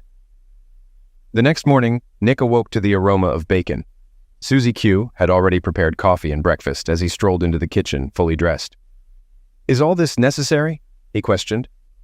It's okay. I wanted to go all out, she reassured him with a smile. Susan, he began, don't apologize. I know you still love your wife. I'm mature enough to understand. I wanted you just as much as you wanted me last night, she interjected, cutting off his apology. Besides, she continued, I'm not cut out for monogamous relationships, which is actually why I got divorced. I thought it was your husband, that he was the biggest fool alive. He was basically an idiot and had issues with being faithful, but he had his moments. We mutually decided we didn't want to be married. But that's not your style, is it? She asserted more than asked. No, it's not. Look, I need to head home and have a serious talk with my wife. I'm fine, really. I thoroughly enjoyed last night, he assured her. Finish the breakfast I made for you. From now on, we'll just be naughty friends again, teasing each other at the club, Susan declared. After finishing his meal, Nick stood up, pulled her close, and kissed her passionately, reigniting her arousal. I'm off, he said as he headed toward the door. If you ever need another hall pass, cash it in with me, she added. You'll be my first choice, he replied, with a wave goodbye. Sunday morning, Jana, feeling sleepy and deprived of sleep, was awakened by Lana's call. Hey there, any word from Nick? No, Jana, sorry. We haven't heard anything either. Steve's starting to ask questions. He thinks Nick's reaction was too intense for just some teasing. You didn't mention it, did you? Please tell me you didn't, Jana pleaded. No, I promised. Don't worry, I won't breathe a word. It's probably just a hangover. Try not to stress too much, Lana reassured her. Easier said than done. Did he pack clothes or a shaving kit? He grabbed some stuff, toothbrush, razor, Jana replied. What about his suits? He usually wears them to work, right? I think they're all in the closet, Jana said. He's got work tomorrow, right? He'll be back today, I'm sure. When he does, shower him with love, Lana advised. But what if he doesn't return or says it's over? Jana let her worst fears surface. That doesn't make sense. He's not going to end things now after forgiving you. He'll cool off and come home. You might have to swallow some pride, but do what it takes, Lana encouraged. I just want him back so I can show him how much I love him. I think he's pulling in. Gotta go, Jana said, ending the call. When Nick arrived, Jana was already seated at the kitchen table. We need to talk, he said, causing Jana to gasp, half expecting him to end things. You tore my heart out. All those awful images of you with that guy came flooding back. To hear I wasn't your best lover. It felt like your date was more than just a joke, he started. Jana seized the moment, repeating most of what she'd said in her Saturday morning message, hoping to sway him back home. Baby, that's not what I meant. I was drunk, thought I was joking, playing a prank. I wasn't thinking about the past. I was just teasing, like any wife would. Nobody thought I was serious. Even Lana's comment was just in jest. She's been calling, apologizing, feeling awful, blaming herself for our problems, she explained. I don't know, it felt like more than just a joke. And I don't want Lana dragged into this. This is between us. Please tell me you didn't tell her anything else, Nick pressed, fearing Jana might spill the beans. No, baby, I didn't. Just between us, she assured, adding another layer to the lie. I swear, that's not what I meant. You're everything to me. Let me make it right, Jana pleaded. Okay, let's say I believe you. But there's something else. On Saturday, I went to the club. When those memories came back, I was furious. I started to resent you for what happened. Even after 5 years, it still hurts, Nick confessed, leaving Jana frozen, uncertain of what came next. Afterward, I lingered at the bar, hoping to drown my sorrows. The guys I was with finished their drinks and left. Susie, the bartender, noticed my downcast mood. Since we'd always been friendly, she came over and asked what was wrong. I was already quite drunk, so I spilled about last night and how you didn't think I was the best. Susie offered if I wanted to cash in one of my passes, she'd be off at 5. I went back to the course, playing a few more holes, trying to figure out if I wanted to use her to get back at you. I was also considering a divorce. When Nick mentioned divorce, Yana took a deep breath. Not wanting to delay, he continued, I realized ending us wasn't exactly what I wanted, but I needed to alleviate the pain you caused. It may seem petty, but I wanted you to feel the same hurt. Just before the end of the workday, I returned to the bar. Susie understood without a word. Yana was speechless. The gravity of her husband's confession sank in, tears streaming down her cheeks as he went on. We quickly made plans for the evening, including dinner and dancing. Then I spent the night with her. Nick felt ashamed. The free pass he used wasn't free at all. He wanted Yana to suffer, and he succeeded. But the emotional toll on both of them was high. "Oh my God!" Yana exclaimed, rushing to the bedroom and locking the door. Nick believed trying to talk with her now would be fruitless, so he went to the utility room for his work clothes. After changing, he went outside, started the lawnmower, and began working on the lawn, wanting to prolong his time away. He also mowed their elderly neighbor's yard, a task he often did. While washing his truck, he noticed her car was gone. He figured she must have left while he was mowing the neighbor's grass. Soon after, Yana returned, parked the car, and emerged with a small bag. Spotting her husband, she didn't approach him, but headed inside instead. He assumed she might have dashed off to the store after completing her tasks. It was 5 in the evening, and Nick finally conceded that he had run out of excuses to delay going back inside. Yana was in the kitchen, seemingly preparing dinner, her eyes betraying hours of tears. "Did you go to the store? I saw you with the bag," Nick inquired. "No, just some things from the pharmacy that I left in the car yesterday while I was out searching for you." "Where were you? It doesn't matter." "It doesn't matter," he persisted. "I went to your golf club. I wanted to talk to her." "Susan? Why?" "I asked her not to take you away from me," Yana confessed. "Yana, that's not going to happen," Susan reassured her. Then she confessed she wasn't keen on being exclusive herself. She also mentioned she was certain you were in love with me. "I love you," Nick affirmed. "That's not the issue," he added.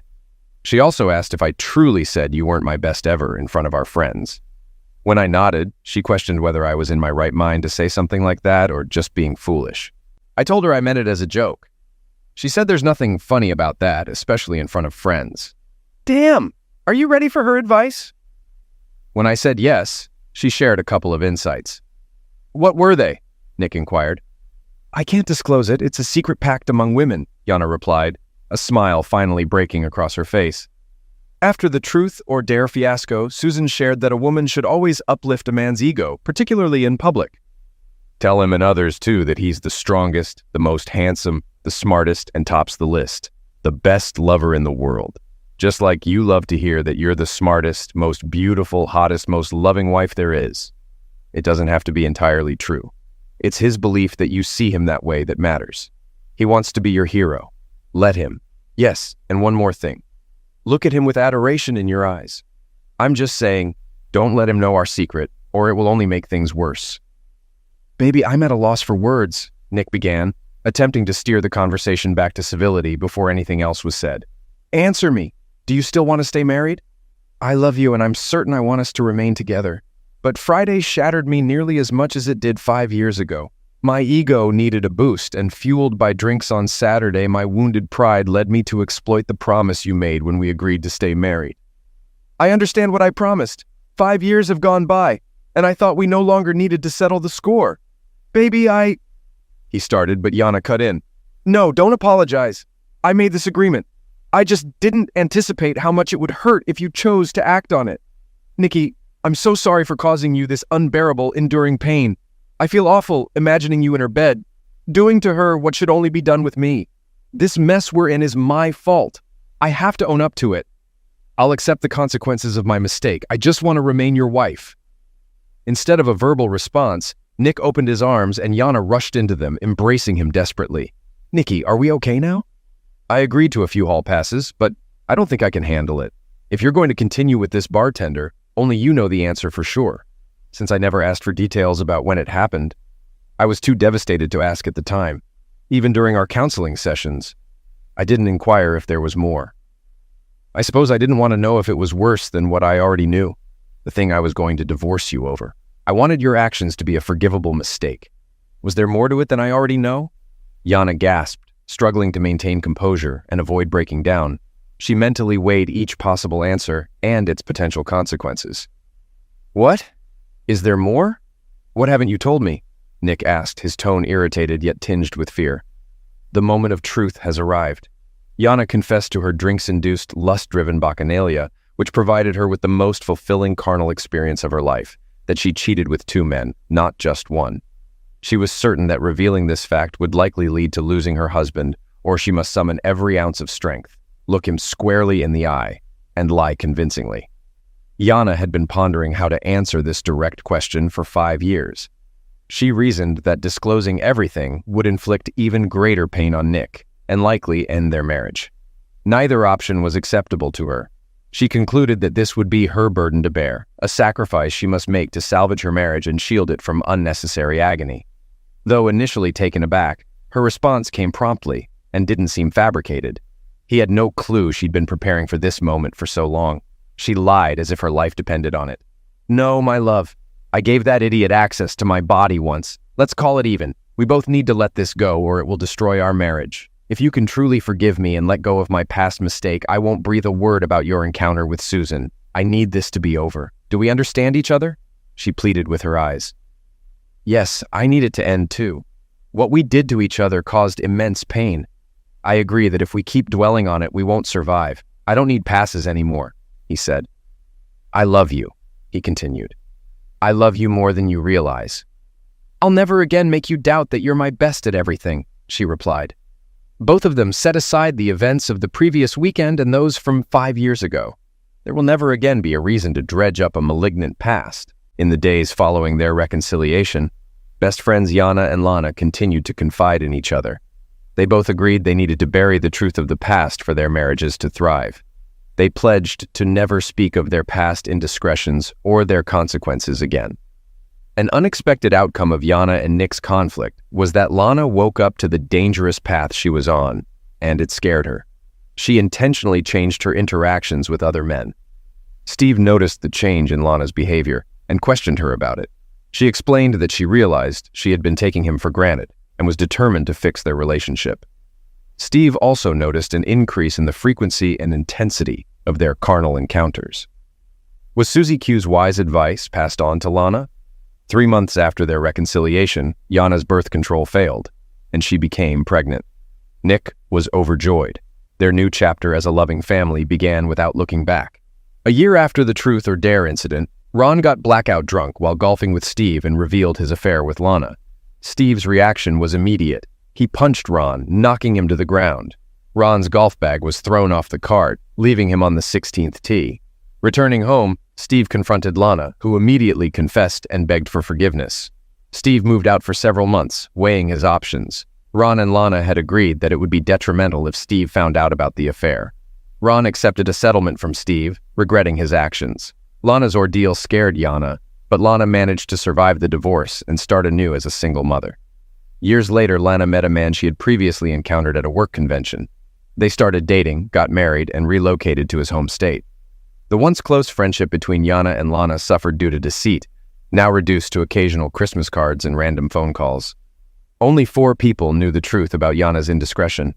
The only one who could threaten Nick and Yana's marriage was Yana herself, and she vowed never to do so.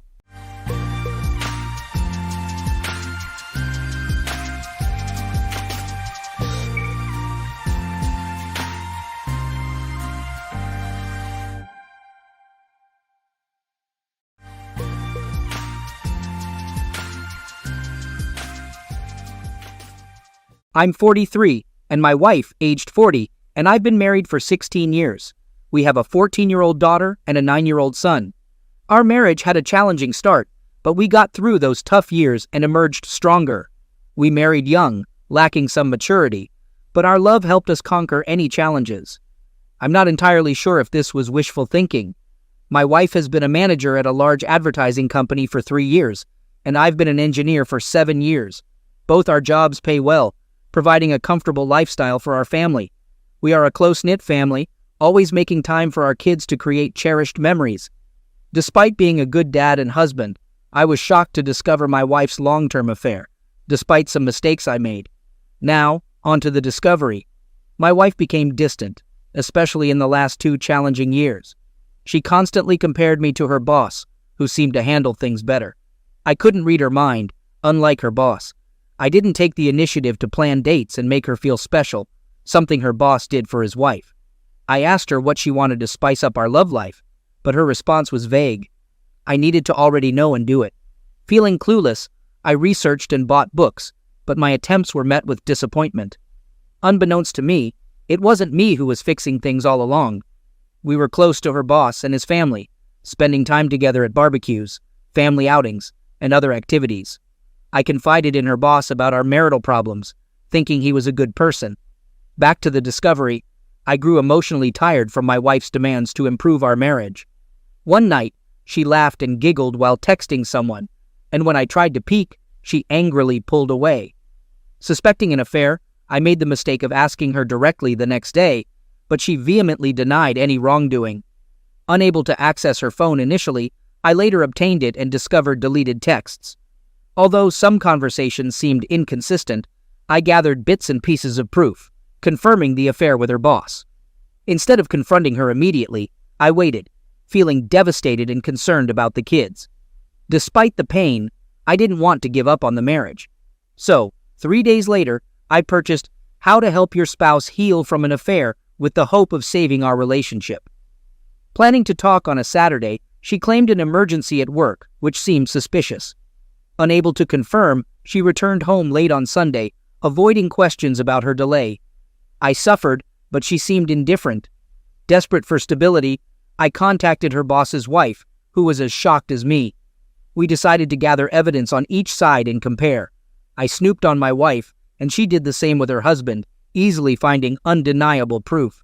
Her husband's arrogance left the texts on his phone intact, making sense of the little texts I found earlier. We discovered the affair had been ongoing for 2 years, and both of us were furious. Although revenge was tempting, we decided against it. They had slept together in various places, even exchanging pictures. Ignoring the images to avoid scarring ourselves, we sought revenge without engaging in our own affairs. We both drew up divorce papers around the same time, determined to move on from the betrayal. Our spouses were unaware that we knew, so we played our roles. When everything was set, they resumed their affair. This time, we collaborated with the boss's wife, knowing exactly where and how to confront them, even the hotel they booked for their weekend getaway.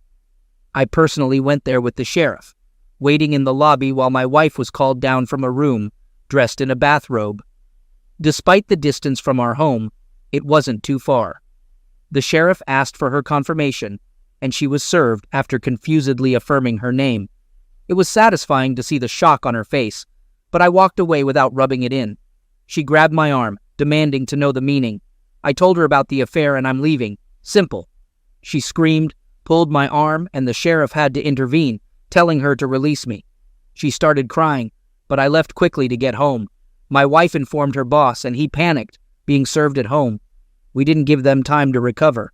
We blindsided them, just like they did to us. My divorce will be finalized in a couple of months, while hers might take a bit longer. Both my wife and her boss are fighting the divorces, neither wanting to end their marriages.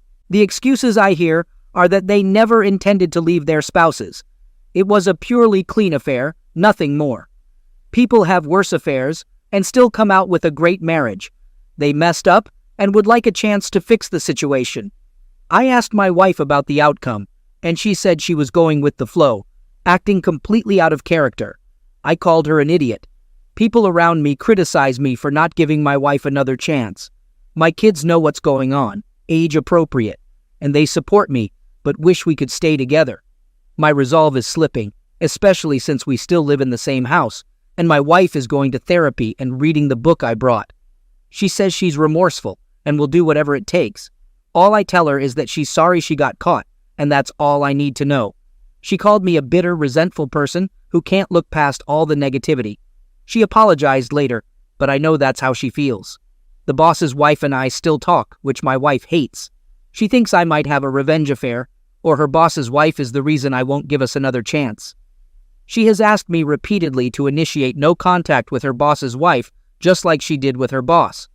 I told her she's crazy, we didn't do anything wrong, and why should I respect her opinions now? See, I think I'm done. I have no respect for her. She still doesn't want to give up, and is actively trying to engage with me about her thoughts and processes to her affair.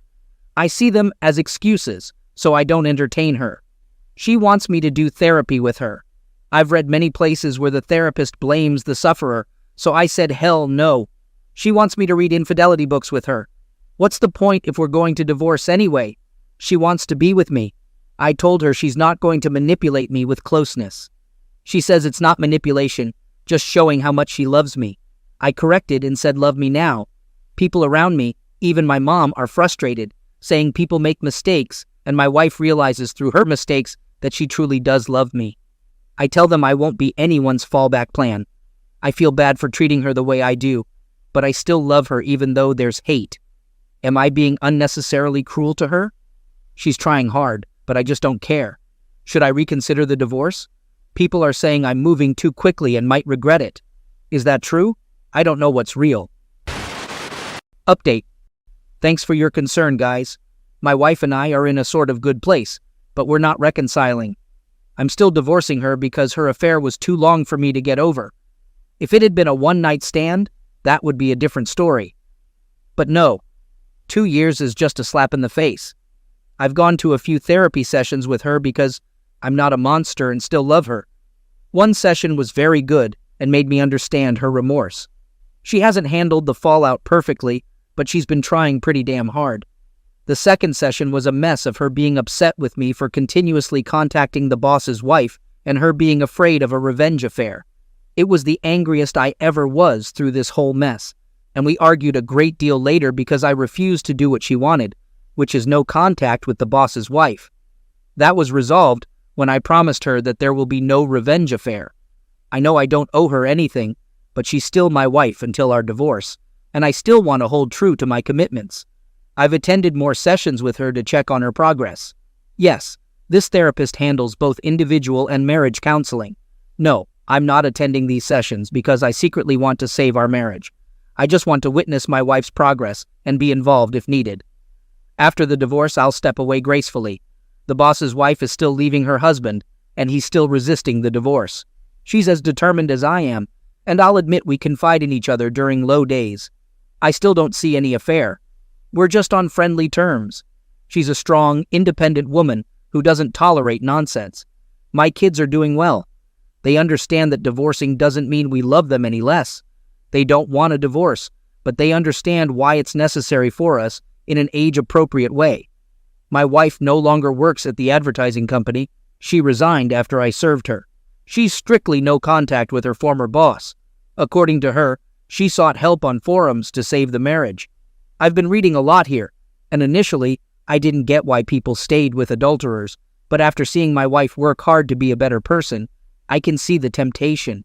She's not a monster, she's just flawed and made horrible choices, learning to be better. She's offered everything for another chance, but I'm not sure. As the divorce nears, I feel more at peace. We recently discussed her asking for a chance after the divorce. She's offered a postnup. I wasn't completely opposed, but it would be a very, very long road for her. To be honest, a huge part of me wants this divorce for a fleeting sense of justice, the only justice I can get without becoming an adulterer. My mom and I reconciled after I revealed more about my wife's affair, but now she's furious after learning the details. Navigating her anger is challenging. Regarding a revenge affair, I didn't want to write here until my divorce was finalized, but I'm just angry today and need to vent. As many of you know, my wife is scared crazy about a revenge affair. The simple reason is because I'm still in contact and see the other woman she betrayed. My wife is very insecure compared to the other betrayed spouse. Is that how it's spelled? The other betrayed spouse is younger, a model, very attractive, and owns a successful business. It makes my wife paranoid that I will give in to temptation and cheat on her as revenge. I still can't believe the nerve of her to give me the two wrongs don't make a right speech. Of course, she isn't wrong, and I don't intend to ever follow through, but her hypocrisy infuriates me. Every time I visit the other betrayed spouse, my wife gets extremely sad or clingy. I don't know how many times she has thrown herself at me just to make sure I don't cheat on her back. I reject her attempts, and it only makes things worse. It absolutely floors me that cheaters are this selfish, only thinking about themselves and their pain, while the betrayed have to trudge along and try to pick up the pieces. Another thing, our kids still see their kids. I never go to the other betrayed spouse without my kids. But no, my wife still thinks I have it in me to be as heartless as she was and take any opportunity to be with another woman. Laughable. Ohm is still living in their holiday home, begging the other betrayed spouse to take him back. I won't lie, it brings me a sense of great satisfaction to see him suffer the consequences.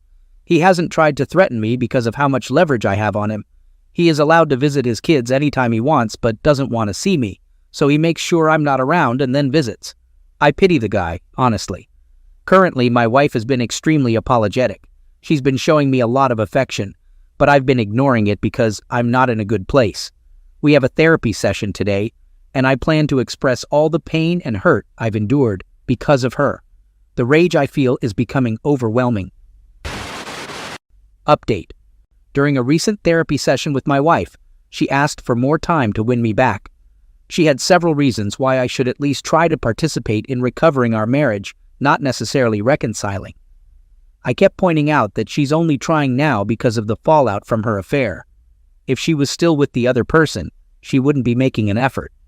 She emotionally mistreated me for months, and I won't let myself be walked all over, even by the woman I loved. She acknowledged her wrongdoings and apologized again, making many promises to make it up to me. She wants our marriage to become stronger than ever and believes it's possible. I asked if she was willing to deal with my rage because I have a lot of it. She said absolutely, encouraging me to unload on her whenever I needed to process the pain. Usually, when I ask her why she had an affair, I get a million excuses. This time, she was straightforward, admitting there was no excuse for what she did. She vowed to show through her actions every day for the rest of her life that she's truly remorseful and would never hurt me that way again. She opened up about her feelings, revealing she was very insecure and jealous of the other betrayed spouse. The affair boosted her ego, making her feel beautiful and desired. She admitted it was a fantasy that would never last, regretting it deeply. She acknowledged the guilt she'd carry for the rest of her life and said she'd probably never forgive herself. She confessed she could never compare to the other betrayed spouse, and her certainty that I would cheat back stemmed from the other person's beauty and integrity. The other betrayed spouse never said a mean thing or threatened her. It was all my wife's insecurities talking. The therapist asked what it would take for me to consider my wife's proposal. I couldn't think of anything and honestly said I needed a time machine because what I have now is a sham of a marriage. I never signed up for this. The therapist suggested that all marriages face problems and how they're dealt with shows the strength of a marriage. I was taken aback and told the therapist to focus on my wife, not us. The therapist suggested my unwillingness to listen to logical reasoning might be a communication problem. I didn't disagree. On the drive home, my wife and I had a long talk. She asked if I felt emasculated due to her affair, surprising me with the question. I answered yes. She then shocked me by asking if I would feel better if I slept with another woman. I reiterated that I'm not normal and wouldn't have a revenge affair. She clarified she meant a trial separation where I could go out and regain my confidence. She'd remain faithful and wait for me to come back when I'm ready. I thought her proposal was crazy, asking how it would benefit the marriage for both of us to have affairs. She argued that mine wouldn't be an affair because we'd be separated with conditions allowing me to see other people. I rejected the idea, finding it out of character for her to propose that. Despite not trusting her, she has been surprisingly calm and patient these few weeks, almost like a different person from the insecure one. Even though she doesn't want it, she has been generous in the divorce, making the situation difficult to navigate. Update. Before I dive into it, I want to thank those who've been supporting me. Right now, my wife and I decided to be civil and spend the holidays together for our kids. This will be our last holiday, though my wife hopes otherwise. I'm doing it for our kids because I love them. Our divorce will be final in mid-February. For those curious, we've split everything 50-50. Though my wife has been generous, I'm unsure if it's a tactic for later nastiness. So far, she's been nice, confessing it's because I've been a great husband and father, so I should get a fair divorce. She won't lose much in the divorce, but I'll get slightly more, thanks to her. I stopped therapy with her. It gave false hope. She admits a desire for closeness due to my absence, understanding I felt emasculated due to her affair. She's been frequently trying to engage me in closeness, which is new since my wife hardly initiated closeness before. Over time, I appreciated her addressing my hang-up, but I reject her attempts. She insists it's not about reconciliation. She just wants me to feel good and desired. I've cut off contact with the other betrayed spouse temporarily due to things getting too personal. The other betrayed spouse confessed interest, willing to wait until my divorce is finalized before anything. I'm confused and unsure about returning her feelings, so we decided to take a break until everything is sorted out. Despite someone suggesting my presence affects her reconciliation, I have nothing to do with her decision to leave Ohm. She's done with him, and we don't talk badly about our spouses when together. Ohm recently apologized in person, but I didn't accept it. Call me petty, but I don't care about what he's going through. I have a question. Is it okay to have closeness with my wife, even if we're not reconciling? I miss the closeness, and my wife is eager, trying everything possible to initiate it. Sometimes I find it hard to resist. She even got rid of anything related to Ohm without me asking, as I didn't care to know where they had closeness. It's not easy for me to switch off these feelings. Is this a trap? Am I being played? Before someone suggests kicking her out, I've tried that, but I want her here for less hassle until the divorce is done. Rant. It's finally dawned on me. I thought I wasted years on a seemingly worthless woman, but she gave me great kids and memories.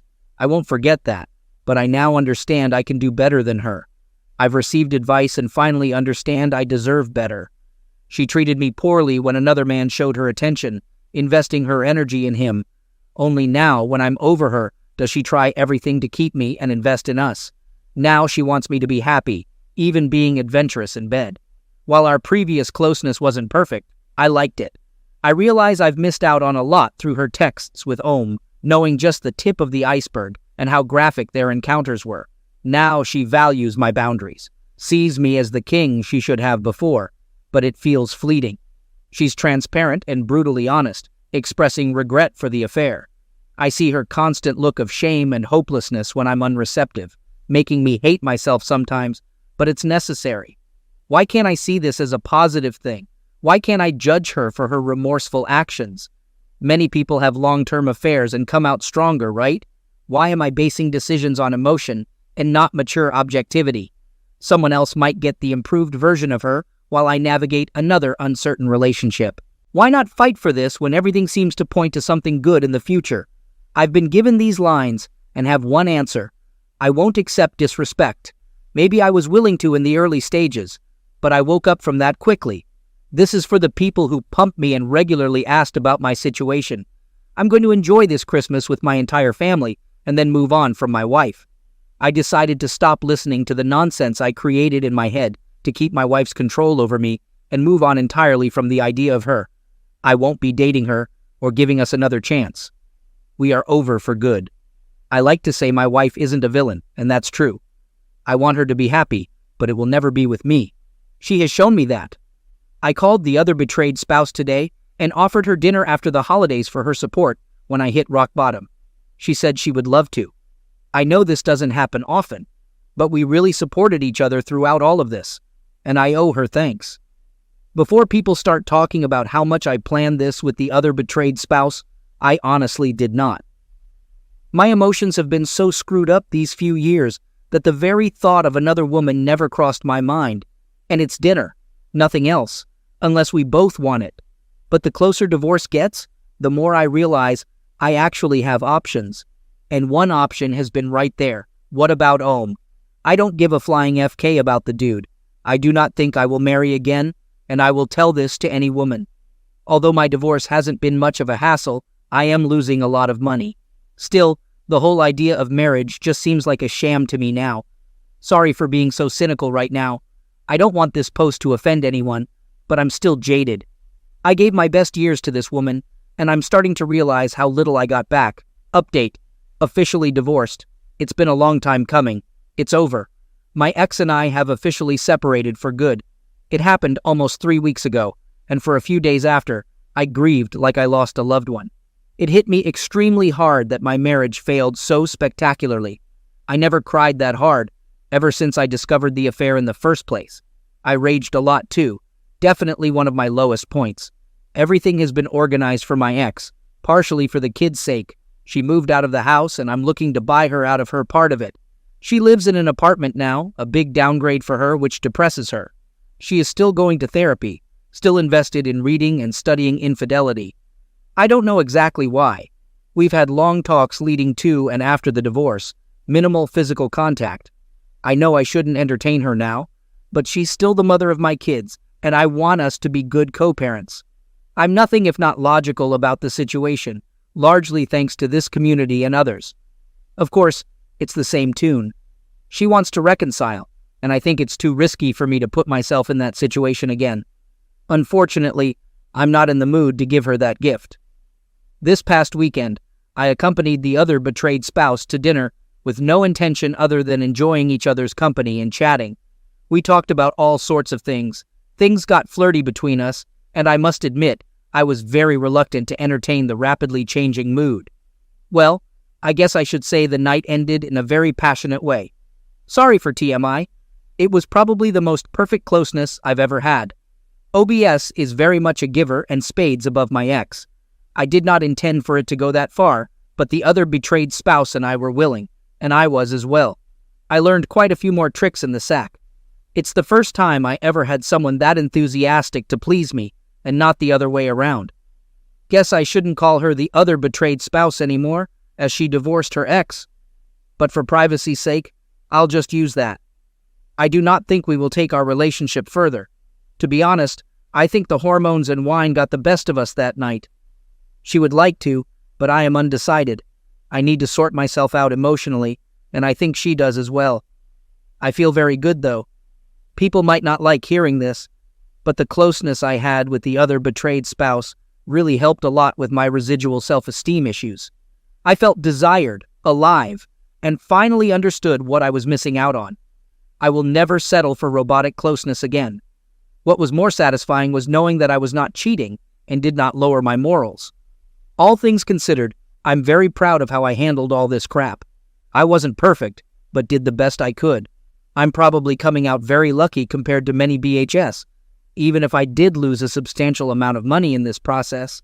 But it was because I was willing to absorb advice and listen to people with experience instead of going in blind and hoping for the best. Takeaways. Respect yourself. Never tolerate disrespect, even from those closest to you. Everyone deserves a healthy and fulfilling relationship. Don't settle for less from your partner. A committed relationship should have a satisfying closeness life. If your partner isn't putting in effort, especially if they did so before or during an affair, don't accept it. Express your dissatisfaction. If your partner doesn't meet your needs, don't settle for unexciting closeness unless you both agree. It's okay to walk away. Communicate, communicate, communicate. It's incredibly important. If you're betrayed, only you can truly heal yourself. It took me a long time to grasp this. There are more points, but that's all I can think of now. I'll answer comments for a few hours, but after that, I'm done posting here and moving on with my life. Have a good one, everyone. Update. I intentionally avoided anything related to infidelity because I still get triggered now and then. I'm dealing with the trauma and trying to move on without dwelling too much on it. I'm okay. No accidents or disappearing acts. I'm still an IC other betrayed spouse with my girlfriend. She resolved her case with OM regarding child custody and finances maturely instead of seeking revenge. There's some tension among the children, and we've started therapy to help them adjust and understand that our relationship doesn't diminish their importance. It's challenging because not everyone is on board. My daughter X and OM don't like being around each other, and there's tension. My ex wants a second chance, probably upset that the other betrayed spouse is influencing my perspective. I'm genuinely concerned about her behavior. She tried something at a 4th of July party, and though I stopped it, she's persisting. People warned me she might pine for me, and they were right. The other betrayed spouse is letting me handle it, but is also growing weary of my ex. Did I mention my ex strongly dislikes the other betrayed spouse? I thought my ex was changing for the better, but since I left her, she's been a train wreck. It's puzzling. I treated her well and she treated me poorly. But the moment I said, "Forget you. She's desperate for my attention," I don't know if I should be angry about it. Well, there you have it. Y'all can rest easy now. I'm concerned about my daughter. Hello, everyone. I've been searching for helpful resources to navigate my current situation. Check my history for more details, but I'll provide a summary. My ex-wife had a 2-year affair, during which she was emotionally abusive and frequently compared me to her affair partner, Om. Our closeness suffered, and initially, I blamed myself. When I discovered the affair, I eventually decided to divorce her, especially after a weekend when she lied about spending time with Om. I connected with the other betrayed spouse, and together we initiated divorces while ensuring our children were informed in an age-appropriate manner. We've been open with the kids, explaining the separation without details. Despite their understandable reluctance, they handled it as well as could be expected. My ex-wife pushed for reconciliation, but I chose to end the relationship, forgiving her but moving forward. The divorce was financially costly, but not excessively damaging. Soon after the divorce, the other betrayed spouse and I developed a serious relationship, having initially been friends with benefits. Supporting each other post-affair fallout was crucial, and without it, I might have remained with my cheating ex or worse. I regularly talk to my kids, ensuring open communication. My son, aged 10, likes the other betrayed spouse, while my 15-year-old daughter is taking more time to adjust. She wants me to be happy, but is cautious about interfering in my relationship. We've discussed healthy relationships and her concerns, and she seems supportive, although she needs time. Our relationship is discreet to avoid overwhelming all the kids, including her 2 daughters. Everyone, including Om, is in therapy. Now, concerning my daughter, the fallout from the affair strained her relationship with her mother. She openly expresses hatred because she believes none of this would have happened if not for her mother's actions. She acts rebelliously toward her mother, rejecting affection and even cursing at her. I've stepped in to enforce respect, but it worries me. The ex-wife is trying to mend their relationship, seeking my assistance despite it being my decision to divorce. I could throw her infidelity in her face, but I choose not to. However, it raises doubts about how I handled the situation. Things I'm worried about. Daughter lacks respect for her mother. Daughter wishes for things to go back to before. She's unaware of her mother's misuse toward me. Daughter is in therapy, but I'm unsure of its effectiveness. Concerns that she feels voiceless and overwhelmed. Handling my relationship well, but possibly hiding emotions. Fear of having negatively impacted my kids' lives by divorcing their mother. Any advice is highly appreciated. Update. I want to share a realistic update, not a fairy tale. Let's address the big question. How are the other betrayed spouse and I doing? Honestly, we're doing fantastic. If I had known a woman like her existed earlier, I would have found her years ago. Jokes aside, our relationship is the strongest I've ever had. Because my ex-wife put me through so much, I didn't really know what a healthy relationship looked like. I still doubted myself, but the other betrayed spouse has been an amazing partner, helping me through this. I'm genuinely in love with her. She consistently shows me how much I mean to her, and I feel the same way. However, we're keeping it at the girlfriend level, and I'm still unsure about the whole idea of marriage. We're keeping our relationship private and involving the children as little as possible, although they know we're dating. Now, about the kids, it was a bit rough at first. Who am I kidding? But they're getting along really well now. Our heavy involvement in their lives and ensuring they had someone to talk to when they had problems helped. Also, there's been a lot of therapy. My daughter and son adore the other betrayed spouse. She has a great connection with kids, and her children like me much more than they did almost 2 years ago. Her youngest even started telling people that I'm her stepdad at functions and outings I took her to, which was a surprise. I was concerned she might feel pressured to see me that way, but she assured me she liked me a lot, and I make her mom happy, so she's happy. I'm her stepdad. Hearing that hit me emotionally, though I put up a strong front. I enjoy seeing my kids happily playing with the others, even though they've formed a united front to playfully tease my son, the only boy and the youngest of the bunch. I'm not sure if I should laugh or cringe at that one. So, how about my cheating ex-wife? We are on good terms. She's been working hard to repair her relationship with our daughter, and I was pleased when my daughter said she could find it in her heart to forgive her mother for what she did. They've been through a lot and have made progress together. Despite that, I don't think my ex-wife has fully accepted that we're done as a couple. She seems to be looking for or hinting at a second try. She's been hitting the gym and attending individual therapy. Overall, she seems much healthier now, but I don't really care. I've made peace with the past, and it's her problem for not doing the same. She talks more with the other betrayed spouse, and that's reciprocated. However, the other betrayed spouse regards her with skepticism, which is understandable given everything that's happened. Ohm is a lost cause. I didn't realize what a mess the guy would be despite all his money. He has a girlfriend now, but his kids despise her and are very open about it. It took me some time to see how full of himself the dude was.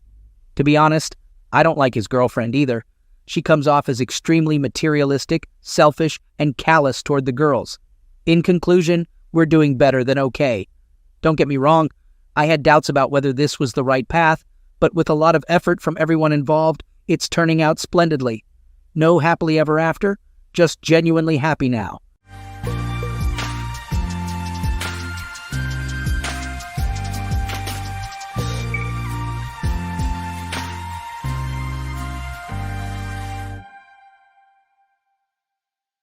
Welcome to Lost Relation Chronicles. Hi, I am Kevin Wallace, 38, a successful stock trader, a very successful writer of American Western frontier novels, and an occasional inventor. I have been divorced from Laura, 35, for 3 years now, and I still do not understand the disrespect. Sometimes troubles in relationships are not talked about, but there are often clues. I met Laura Graham at my youngest sister's wedding. Laura was the sister of one of the groomsmen. Laura somehow latched onto me even though I had duties as a stand-in for my father. My parents had died in a fire in a hotel in Aruba while on a second honeymoon. The hotel was owned by a U.S. company, and the place was a fire trap. I was left in charge of my 2 younger sisters, Natalie and Leanne. Natalie was 13, and Leanne was 15. I was 19 at the time and living at home while attending a local college. We had gotten great legal advice from my father's business attorney, so we took the hotel company to court and promised a strong media blitz if they decided to play hardball. I had been named executor of the estate, which included the business that my dad had built. The business had major insurance policies on Mom and Dad as they were partners in the business. The settlement, the insurance, and the sale of the business ensured that the 3 of us would each be multimillionaires when we reached 21.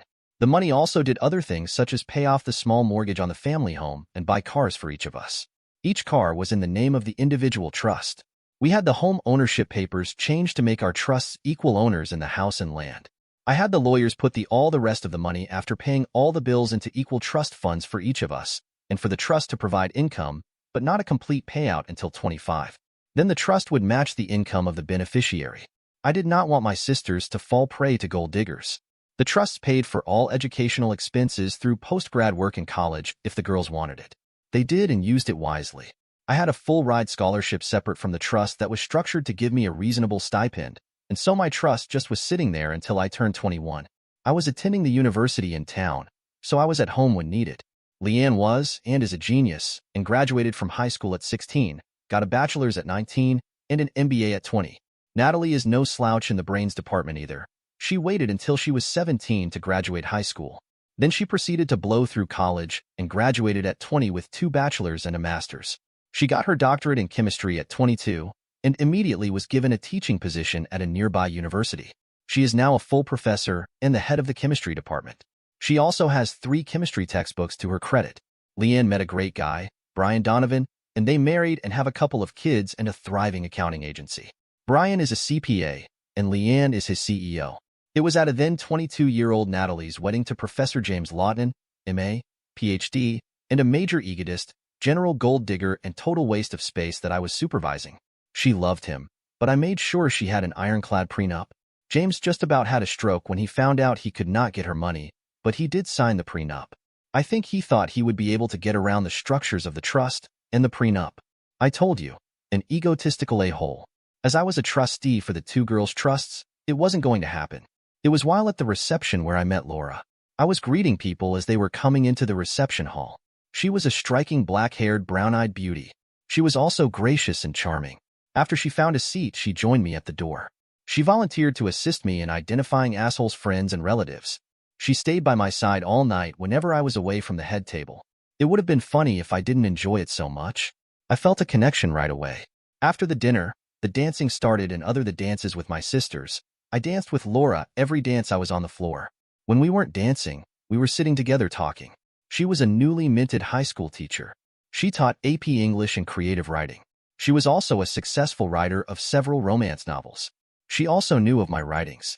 She offhandedly said, "I'm impressed that a finance guy could be such a good writer." That comment got me a little bent out of shape with how she said that, and so I harshly said, "I'm sorry you think finance people wouldn't have the ability of imagination to be a writer of fiction. I will match my book sales to yours any day of the week. I also have an offer for a movie adaptation for 3 of my novels, and an offer for another movie if I expand one of my novellas. Perhaps romance novels will work out as well for you." Then I got up and went into the men's room to escape her until I could calm down. She was standing outside the restroom door when I came out. She was tearfully apologetic and said that she hadn't said what she wanted to say in the right way. I apologized for getting angry and said, "Let's just say that we are pleased with each other's writing success."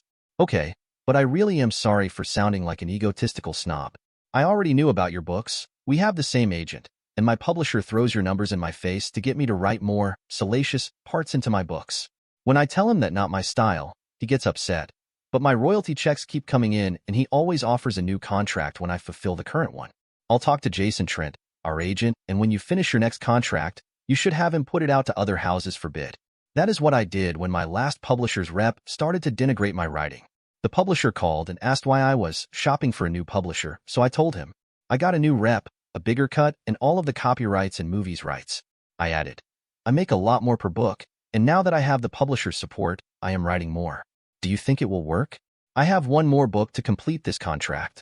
Let's talk to Jason together, and then we will know." Believe me, Jason knows how to work the system to get his clients more money, because the mercenary side of him loves to make himself more money. With that, we both laughed. The conversation went on to other things, then came back to writing. She told me she loved her classes and had some very gifted students that would be great writers if she could get them focused on writing. When I said, maybe writing is not their passion. I love finance, enjoy it when I tinker with some ideas for inventions, but writing is my passion. You just said you love teaching. Do you write as a sideline, like my financial work and tinkering is for me, or do you teach as a sideline for your writing? It was as if a light went on. I haven't explained that to my kids. That's a great insight. I need to convey to them that work is great, but that writing is also important, and if they have the passion for writing, they will find the time to do it. Thank you. Then she excitedly grabbed me and kissed me. Then she blushed the brightest red that I had ever seen a human turn. We exchanged phone information and agreed to meet with Jason ASAP. She left, and I stayed and supervised the cleanup. The next Monday, I called Jason and told him about my conversation with Laura Graham. He laughed and said, "I recently got a call from her publisher's rep. He wants to reduce her per book royalty and require more books and different, more mature content." I told him that I would recommend that she change publishers. He was not pleased. "I will call Laura and see if we 3 can't work out a strategy to get her the same deal you got. She has slightly more books published, and her per book sales are very close to yours, but right now, her royalty setup is only about 60% of what you get, and she does not own the copyrights." "Thanks, Jason. Call her and set it up. I will live with whatever time and day you set up. Dinner will be my treat. I hate to see anyone being steamrollered by the publishers." With that, we ended our conversation. I called Laura that evening and told her of my conversation. She told me that she had a conversation with Jason. She also told me that they had agreed to meet at the Outback the following Wednesday at 6 p.m. I agreed to be there. I told Laura with a slight smirk in my voice, "I know it's just an excuse to see me again. Well, for your information, I planned it so we would meet, and you would see my good side." I heard an almost musical laugh and a "you wish." Another laugh and an almost whispered, "See you Wednesday, you wonderful goof." The meeting went very well, and Jason started the bidding wars. It ended just as I had told Laura. She stayed with her publisher, got a different, more respectful rep, more money per book, and all of her copyrights, including movie rights. All of these changes almost doubled her writing income. Laura and I dated for many months, and after almost a year, I asked her to marry me. She said yes. We planned a spring wedding, so we had 9 months from the engagement to plan the wedding. As we were both financially well off, we had a prenup that protected both of our personal incomes. The only penalty clause was that Laura insisted on a $1 million payout to the injured party if the divorce was granted because of adultery. The guilty party would also pay all legal fees involved in the divorce. My family home was specifically exempted and protected. I had my trust buy out my sister's shares. I gave their trust the money, much to Leanne's and Natalie's approval and Mr. Lawton's disapproval. Laura was on board with living in the family home, even though it was much more than two people needed. We got married the week of Easter, which matched her school's spring break. We went on a hiking tour of the Appalachian Trail for 4 days. After that, we returned and enjoyed a relaxing few days before the school session started back up. Things were great for the first 2 years. Then Laura and I decided to try to have children. Nothing seemed to work. Basal temp, strict calendar planning, nothing. But I did enjoy a lot of sex. After 9 months of trying, Laura was getting desperate. She started to make a lot of snide and hurtful comments about how I wasn't man enough to get her pregnant. She threatened to find someone who could. She convinced me to go with her to a fertility doctor. It turns out I am sterile. I had the mumps when I was 15, and the doctor thought that was probably the cause. Laura was devastated. It was so bad, and she was so bitchy that I told her I would agree to an annulment. Wrong move. I have never seen her so pissed. She went batshit crazy and started screaming obscenities at me and made a move like she was going to slap me. Then she accused me of wanting me to get rid of her. Her final rant was she was going to find someone who was a whole man and I could eat shit and die, and then she called me an a-hole. That pissed me off, but as I looked back I saw the annulment was a stupid statement, but it did not deserve her blow-up. Tuesday, I decided that cowardice was the best option. So I packed a few days' worth of clothes while she was at school and wrote her a note telling her why I was going. Laura, my love, you have been disrespecting me for several months. Then your last words of your latest rant were eat shit and die. A hole? Well, I won't be dying just yet, but I am leaving. It need not be permanent, but I will not be yelled at and cussed out for trying to ease your hurt. I do not want to lose you, but I know how much you want to have children. My suggestion of an annulment was so you could meet someone to father children with you. It may have been stupid, but it was not a sign that I don't love you. I will be out of contact while I am gone. I will check my email account and my voicemail on my cell at least once a day. If you want me back, let me know that way. If I don't hear from you by the weekend, Monday while you are in school, I will get the rest of my stuff, and we'll start divorce proceedings. If we divorce, you may stay in the house until the end of the school year. Because the trust owns the house, you will have to leave after the school year ends. As the reason for the divorce will not be adultery, we will enforce the prenup, but there will be no penalties. I know this sounds harsh, but I meant what I said when I suggested annulment. It was not to get rid of you, but to give you a chance to have children. I know it is not the same, but we might think about adoption. I love you with all my heart and only want you to be happy. Your loving husband, Kevin. I called Natalie and asked if I could spend a couple of days with her and James. She told me I was welcome, but James was not. She told me she would explain when I got there, and that she wanted the whole story. It was a 2-hour drive to her house. When I arrived, I got a strong hug and a tearful kiss. Natalie was a mess. She looked like a bag lady. She was in a ratty bathrobe and had an old sweatsuit underneath. She sobbed and blubbered so badly that I could not understand her. She was still my little sister, so I picked her up and took her into her house. I put her to bed with a strong shot of vodka and waited for her to go to sleep. I knew where everything was because I had been there a few times before, and James was an anal-retentive neat freak who was so organized that I would bet he knew how many sheets of toilet paper were left on each bathroom's roll. Natalie slept for a couple of hours. Meanwhile, I commandeered the guest room and put my stuff away. When she woke up, she told me about what was going on with James. It seems he was really pissed that he couldn't get her money.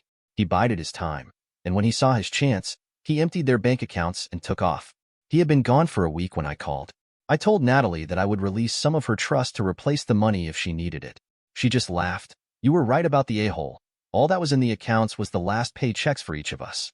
I had sensed something going on, so I took out all but the minimum to keep the accounts open. He didn't notice, but he did wait until the paychecks would be in there. He got less than $5,000. I put the money in a safe I bought and put in my underwear drawer, a place where James would be afraid to go. I ended up with all of the money except about 10% of the savings. He tried to raid the trust, but you have that set up well. He got very frustrated, and that must have been when he planned to take off.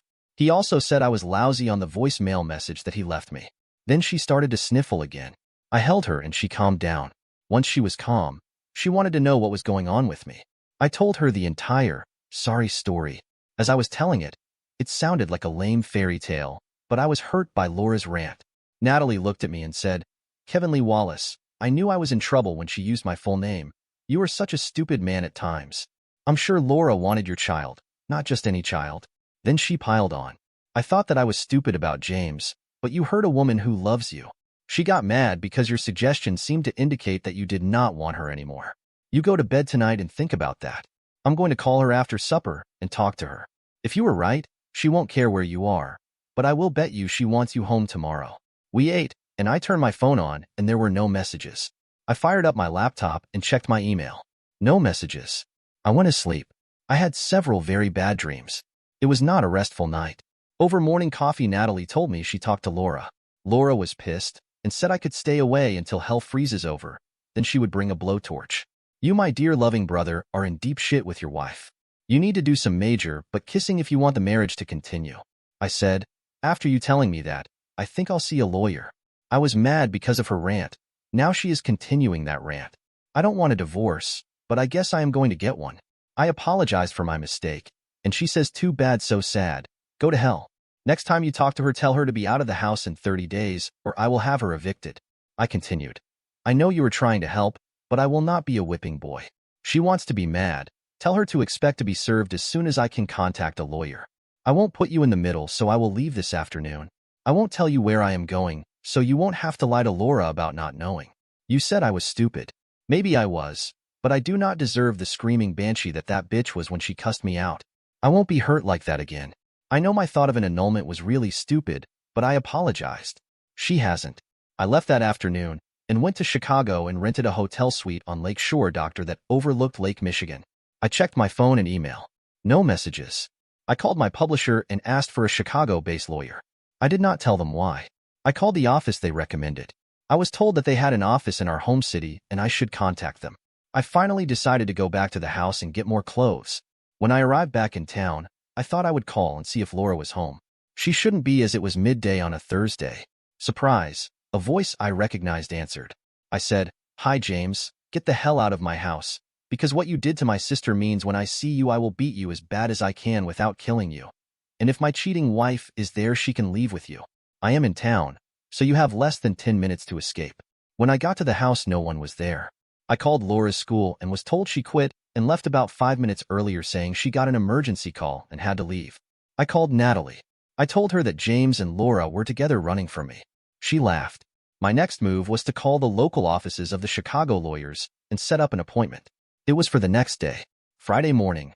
I arrived at her office and Mrs. Anna Porter introduced herself. When I told her I wanted a divorce and to file under adultery, she asked for proof. I explained that I suspected she was with my brother-in-law and she left town with him. She said that I needed some other, better evidence. I told her I just wanted the pain over with, and if she wouldn't do it, I would find a lawyer who would. She took the case. As Laura was nowhere to be found, and James was gone too, Natalie filed for abandonment and I changed my petition to that too. A year later they were both final. I still don't understand the disrespect, but she is gone now. My agent tells me she has missed the last 4 deadlines on her books and her publisher has canceled her contract. Life is a bitch and then you die. My sister is back in our family home because she got a new position that made her the dean of chemistry at the local university. We are each other's support structure. I am dating, and so is Natalie, but neither one is looking for permanent. Dear listeners, please share your thoughts in the comments section below and don't forget to like, share, and subscribe. Welcome to Lost Relation Chronicles. I was sitting in a bar having a quiet time drinking my usual scotch and water when I watched her walk up to the jukebox and put a quarter in. To me, she was still the most beautiful girl in the world and had been since I had first met her. I knew she knew I was there. She had come to give me a reminder once again of where we were in our relationship. I knew we were in limbo because I could not decide how to resolve it all. It took about 30 seconds for the record to start to play. Love hurts, love scars, love wounds, and marks blasted through the speakers. The words of that song took me back to the day I had realized it all had begun. It had reached the point that I had put together a great scheme by one to take me down and destroy my marriage. She had almost succeeded. All it had taken was determination, focus, and attention to the details, along with the time for the power of persuasion to work. It didn't hurt that she had the power and influence. The problem for me was I did not know how I could get that person's ongoing conduct to end. Once she failed, I knew she would try again. The angle of how it had been done had been so masterfully applied that no one would believe the person behind it had almost achieved it. I even knew the reason my problem now was coming to a head. The question I had to decide was how I was going to deal with it. The problem started years ago on the day that Jody and I got married. Jody's first 2 names are Joe and Mandy. Her parents started calling her Jody long before she started grade school. I met her at a mutual friend's birthday party a year after I started teaching high school.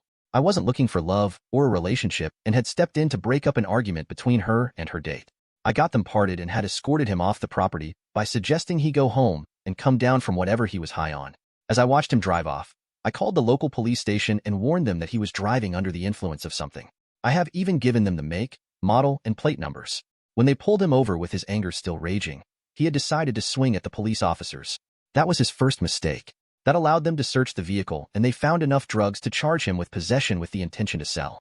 What I didn't know, he used Jody's brother's name to try to defuse his situation.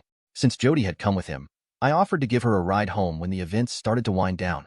She asked about my date, and I said I had come alone. That perked her interest, and I explained that I was too busy paying down educational debts and couldn't afford one. She laughed and said get serious, then accepted the ride home. Her older brother, a police detective, had heard about the bust and was waiting at his parents' place for Jody to get home because he was concerned about her well-being. I didn't know when I first met him that he was one. The jukebox belted out Any Heart, not tough or strong enough to take a lot of pain. Jody was playing it deliberately to try to get me past the pain that I was dealing with, like those unexplained nights and the lies that went with them. Little did she realize she was making me relive it all again. My mind went back to the night we met. Like all overprotective big brothers, he had to check me out after I had safely brought her home. It was he that gave Jody my phone number and told her that I was coaching a basketball game at the high school that Friday night.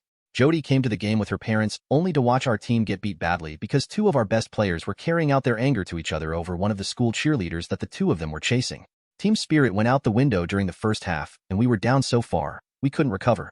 During the second half, we outplayed them and doubled their scores, but it was still not enough. The two players involved in the dispute had been benched for the second half. Before they went home that night, everyone knew they were out for the season. We went to the divisional championships that season. Jody's father said that I had been given no choice and agreed with my decision.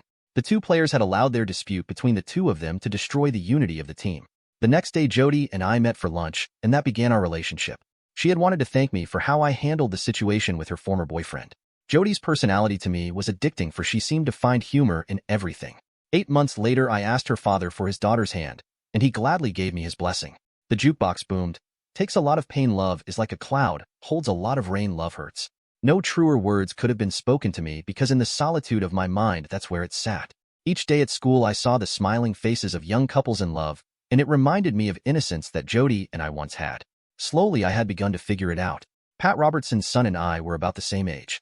Pat, a female in her 40s at the time, worked beside my wife on the second floor at the Blue Cross Data Processing Center in our small town. 5 days a week, 52 times a year for 10 years. Routinely, the 4-floor office complex processed medical insurance claims daily. Each one had to be reviewed and gone thoroughly, completely, to save as much money as possible.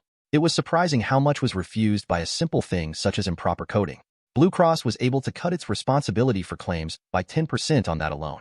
Pat Roberson, my wife's supervisor, met me for the first time on the day of Jody's and my wedding. By that time, she had worked with my wife for 3 years. I knew as soon as I met her by the way she looked at me that she did not like me. It would take time for me to find out the reason. I learned from staff socials over the next few years the reason behind her personal feelings. As I watched Jody and her father walk towards me, I thought I was the richest man in the world. She looked like she was the most beautiful girl in the world, with her blonde hair styled to perfection, the white full-length gown hugging her frame, and a smile that lit up the whole room. From the moment of our return from our honeymoon, Pat Robertson began to hunt for a reason and a way to degrade me or my views in my wife Jody's eyes. Over the course of the last few years of our marriage, she had caused a lot of minor problems for us until both of us found out why she was doing that. That's when my wife began to learn to just block her out whenever she mentioned my name. Pat had one big problem, according to all I had talked to. She believed that my wife had married the wrong man. The man she should have married was her son. Matt was a computer nerd who ran his own business and was quietly successful. His biggest problem was he was socially inept. His only problem that because of his upbringing he was socially backward and hadn't dated anyone in years. Most who had gone to school with him had said they had never met a more boring person in their lives than him. Pat felt it was her responsibility as a mother to find him the perfect wife. To her, Jody was it. The lead singer of Nazareth sang, "Love hurts, love hurts. Boy, does it ever, especially when the pain is caused by others outside of the lover's control." It became more a problem for Pat Robertson when Jody gave birth to our first daughter. That little ray of sunshine should have been her son Matt's and Jody's, not Jody's and mine. Then 2 years later, our second child, also a girl, came into the world, which made Pat's problem worse. Jody and I had 2 kids that should have been Matt's and Jody's instead of Jody's and mine. What I did not know was that was the day that Pat decided she had to destroy our marriage if Jody was going to be able to give her the grandchildren she wanted. Pat was a woman who did not give up or back down. When she wanted something, she achieved it regardless of the consequences. During her short walk in life, she had already proved that her greatest mastery was in destroying marriages. She had done it 3 times. Taking the man she had trapped into marriage down each time, making herself richer because of it, while leaving the man she had dominated broke and beaten. That was why most of those who knew her son believed that he was afraid of women. Yes, to most who knew her background, she was one scary woman. She was aided in her plan by the Human Resources Department that promoted her to the Assistant Administration Manager and allowed her to promote who she wanted to her former position as a sectional supervisor. This gave Pat Robertson access to every security code the data center had in its system. That was when her long-term scheming turned into action. Of course, she picked my wife to step into her shoes. As a result, a pattern was established by her.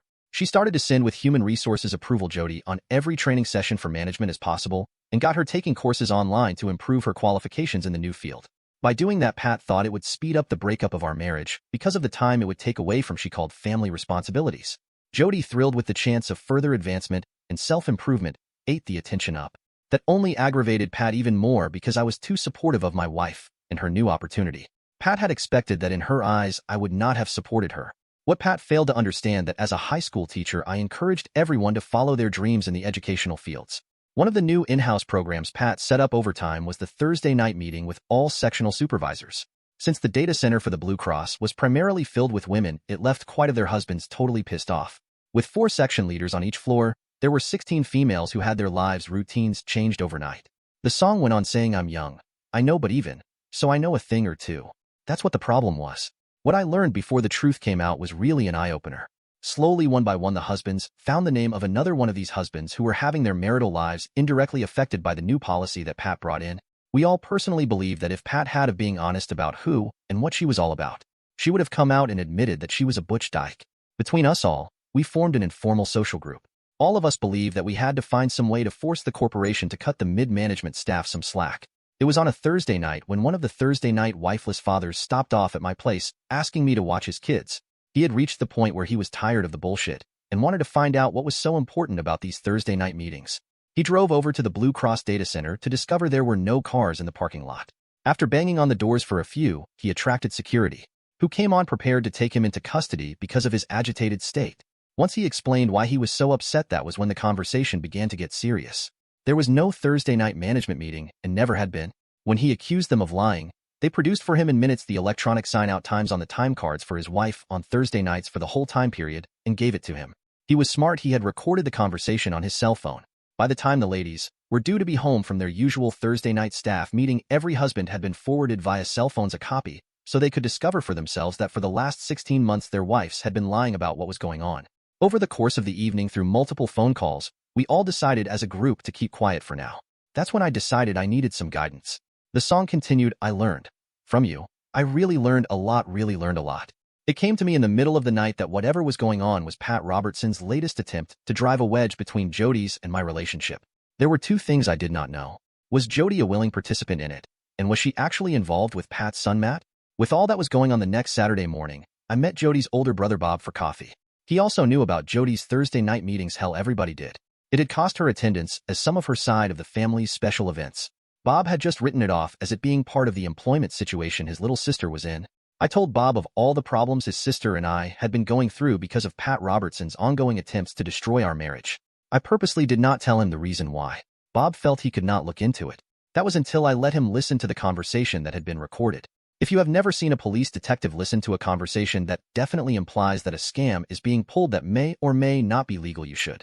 It gives one an interesting lesson on how they respond to things. "How many husbands are caught up by this?" Bob asked. 16 of us, I respond. It's been going on for about 16 months.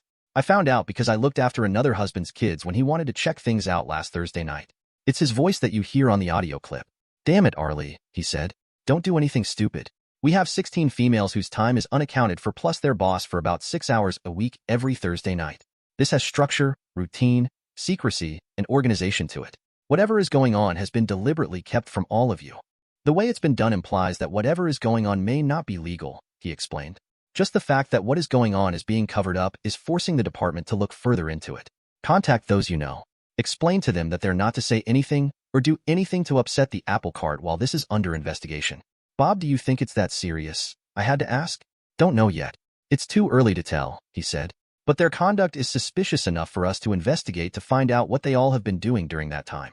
Send me the file that contains that conversation, as there are others who will need to hear it. My gut is telling me your friend stumbled into something big. I took my cell phone and talked to the person I had babysat for Thursday night, letting him know what the police detective wanted us to do. I will pass the word, he said, because no one has said anything, because they thought we should all figure it out together before going forth. I asked him to gather a list of all the ladies' names who were part of those who were unaccountable for Thursday nights and email to Detective Robert Parson as soon as possible. I had to talk to Bob again, so we captured a private moment at a family function a few weeks later. He told me it was being investigated on this end by his department in cooperation with the FBI Computer Fraud Division. He made it clear until it was finished, he couldn't reveal anything. If Jody is involved, she will be treated like all the others. At that point, I knew that what we had accidentally stumbled upon was serious. The jukebox boomed, "Love is like a flame, it burns you when it's hot, love hurts, love hurts." Those words brought tears to my eyes because it reminded me of what happened next. It had been 18 weeks since I had talked to my brother-in-law Bob about the situation. I was headed over to my mother-in-law's to pick up my daughters because I was running late because of one of the problem students' parents. Jody's mother was a saint in my eyes. Since the time Jody had returned to work after maternity leave with the birth of our first, Sharon had stepped up and babysat our daughter. There was no way she was going to allow anyone but her to look after her. We paid her $1,000 a month now because she took care of two. It was my own fault I ran a yellow light. A truck sitting at the intersection jumped the red light and broadside me on the driver's side. I was loaded into the ambulance and taken to the hospital. As they loaded me up, I asked the officer to call Robert and get him to explain to his mom why I would not be picking up my daughters. The last thing on my mind was the fact that this was a Thursday. Robert, when he heard, called first his sister on her cell phone and found that his call went to the answering service. After calling his mom, he headed over to Pat Roberson's with a team of police officers. It had been learned that Pat was operating a skim program on the data system in the office she worked in, and once a week the 16 ladies underneath her had to work Thursday evening, helping her shave a few dollars off what the hospitals would be paid in their billings. The basement of her home had been turned into a small computer center set up with the help of her son, who had been able to bypass all the security that Blue Cross had installed thanks to the code she had provided. The hospitals she was scamming were all on the East Coast. On each individual bill, they submitted they lost $1 or $2. All it took was adding a processing fee against part of the claim, which would end up being paid by the end user.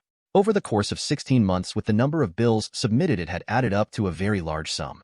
Blue Cross Audit Department hadn't caught it until the FBI had come into the corporate office. Pat Robertson had added a processing fee against these hospitals and had that amount transferred daily to a separate account. Once a month, the computer would automatically transfer the built-up amount to an offshore account. The problem was in the raid was that my wife was not with them. He asked Pat Roberson where my wife was. Robert learned by questioning others that Jody was with Matt and had been teaching him social skills every Thursday night for over a year. Once Bob had found out, Pat Robertson made it clear that Jody had refused from day one to work overtime. Pat believed that Jody felt something else was going on and had refused to go along. All the employees actually thought they were doing regular work. Pat had used a special performance raise to cover the extra hours the ladies were putting in. So, all thought they were being paid for the additional hours. This new processing fee, they believed, was just a charge the corporation was trying on a trial basis to see if it would be accepted or challenged, until they decided if they were going to take it nationwide. These were being done quietly, as not to draw the general medical field's attention. Jody had refused to take part, but in order to keep her job had been forced to agree to secrecy and to teach Matt how to become a normal adult who would be able to fit into society's social norms. Tonight, they had gone out for dinner as a couple to the private golf club that Matt was a member of. Robert left the team to do the cleanup and drove with another officer over to the private club in Jackson to arrest Matt and inform his little sister that I was in the hospital. They were not in the restaurant or in the lounge. They were located in a private area square dancing to some programmed music. "Robert, what are you doing here?" Jody asked her brother. "I'm here to arrest your lover," he said. "He's joining his mother and 16 of your coworkers in jail for fraud, theft, and a few other charges." "He's not my lover. He's just my boss's son," Jody replied. "I can prove I'm being paid for my time." "Look, Jody, you just said you're being paid for the services you provide," he said. "Most hookers are. Meanwhile, your husband is lying in the hospital not knowing where you are, with the knowledge that for 16 months you have been lying about what you have been doing on your Thursday nights. Then you tell me it was just so you could sell yourself." Robert turned to the officer and said, "Officer, have you recorded this on your cam?" The officer acknowledged that he did. "Then arrest my sister on the charge of prostitution. We will leave it up to the district attorney to decide if she can be charged," Robert said with authority, knowing that the charges would not stick, because for one, they had not been caught in the act of transferring money from him to her. The officer walked over and read Jody her rights, then placed her under arrest and cuffed her, Jody was in complete shock. They called for a female police officer to transport her to the holding cells. Although she had not lied, she realized that she had not told the whole truth. The fact that she had told Robert the barest of the facts had left him no choice. While they were waiting for the female police officer, Jody heard her brother call her mother and inform her that she had been found and was under arrest for prostitution. "Don't say anything to anyone, Mom, until I talk to you before I go to see Arlie. It's best that I explain everything to him when I see him."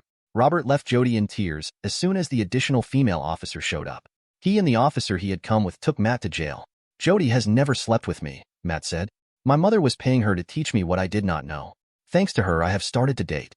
Jody thought that her husband would not understand. "That may be true," Robert replied. "The problem is that no one will believe it. Not with 17 people being arrested.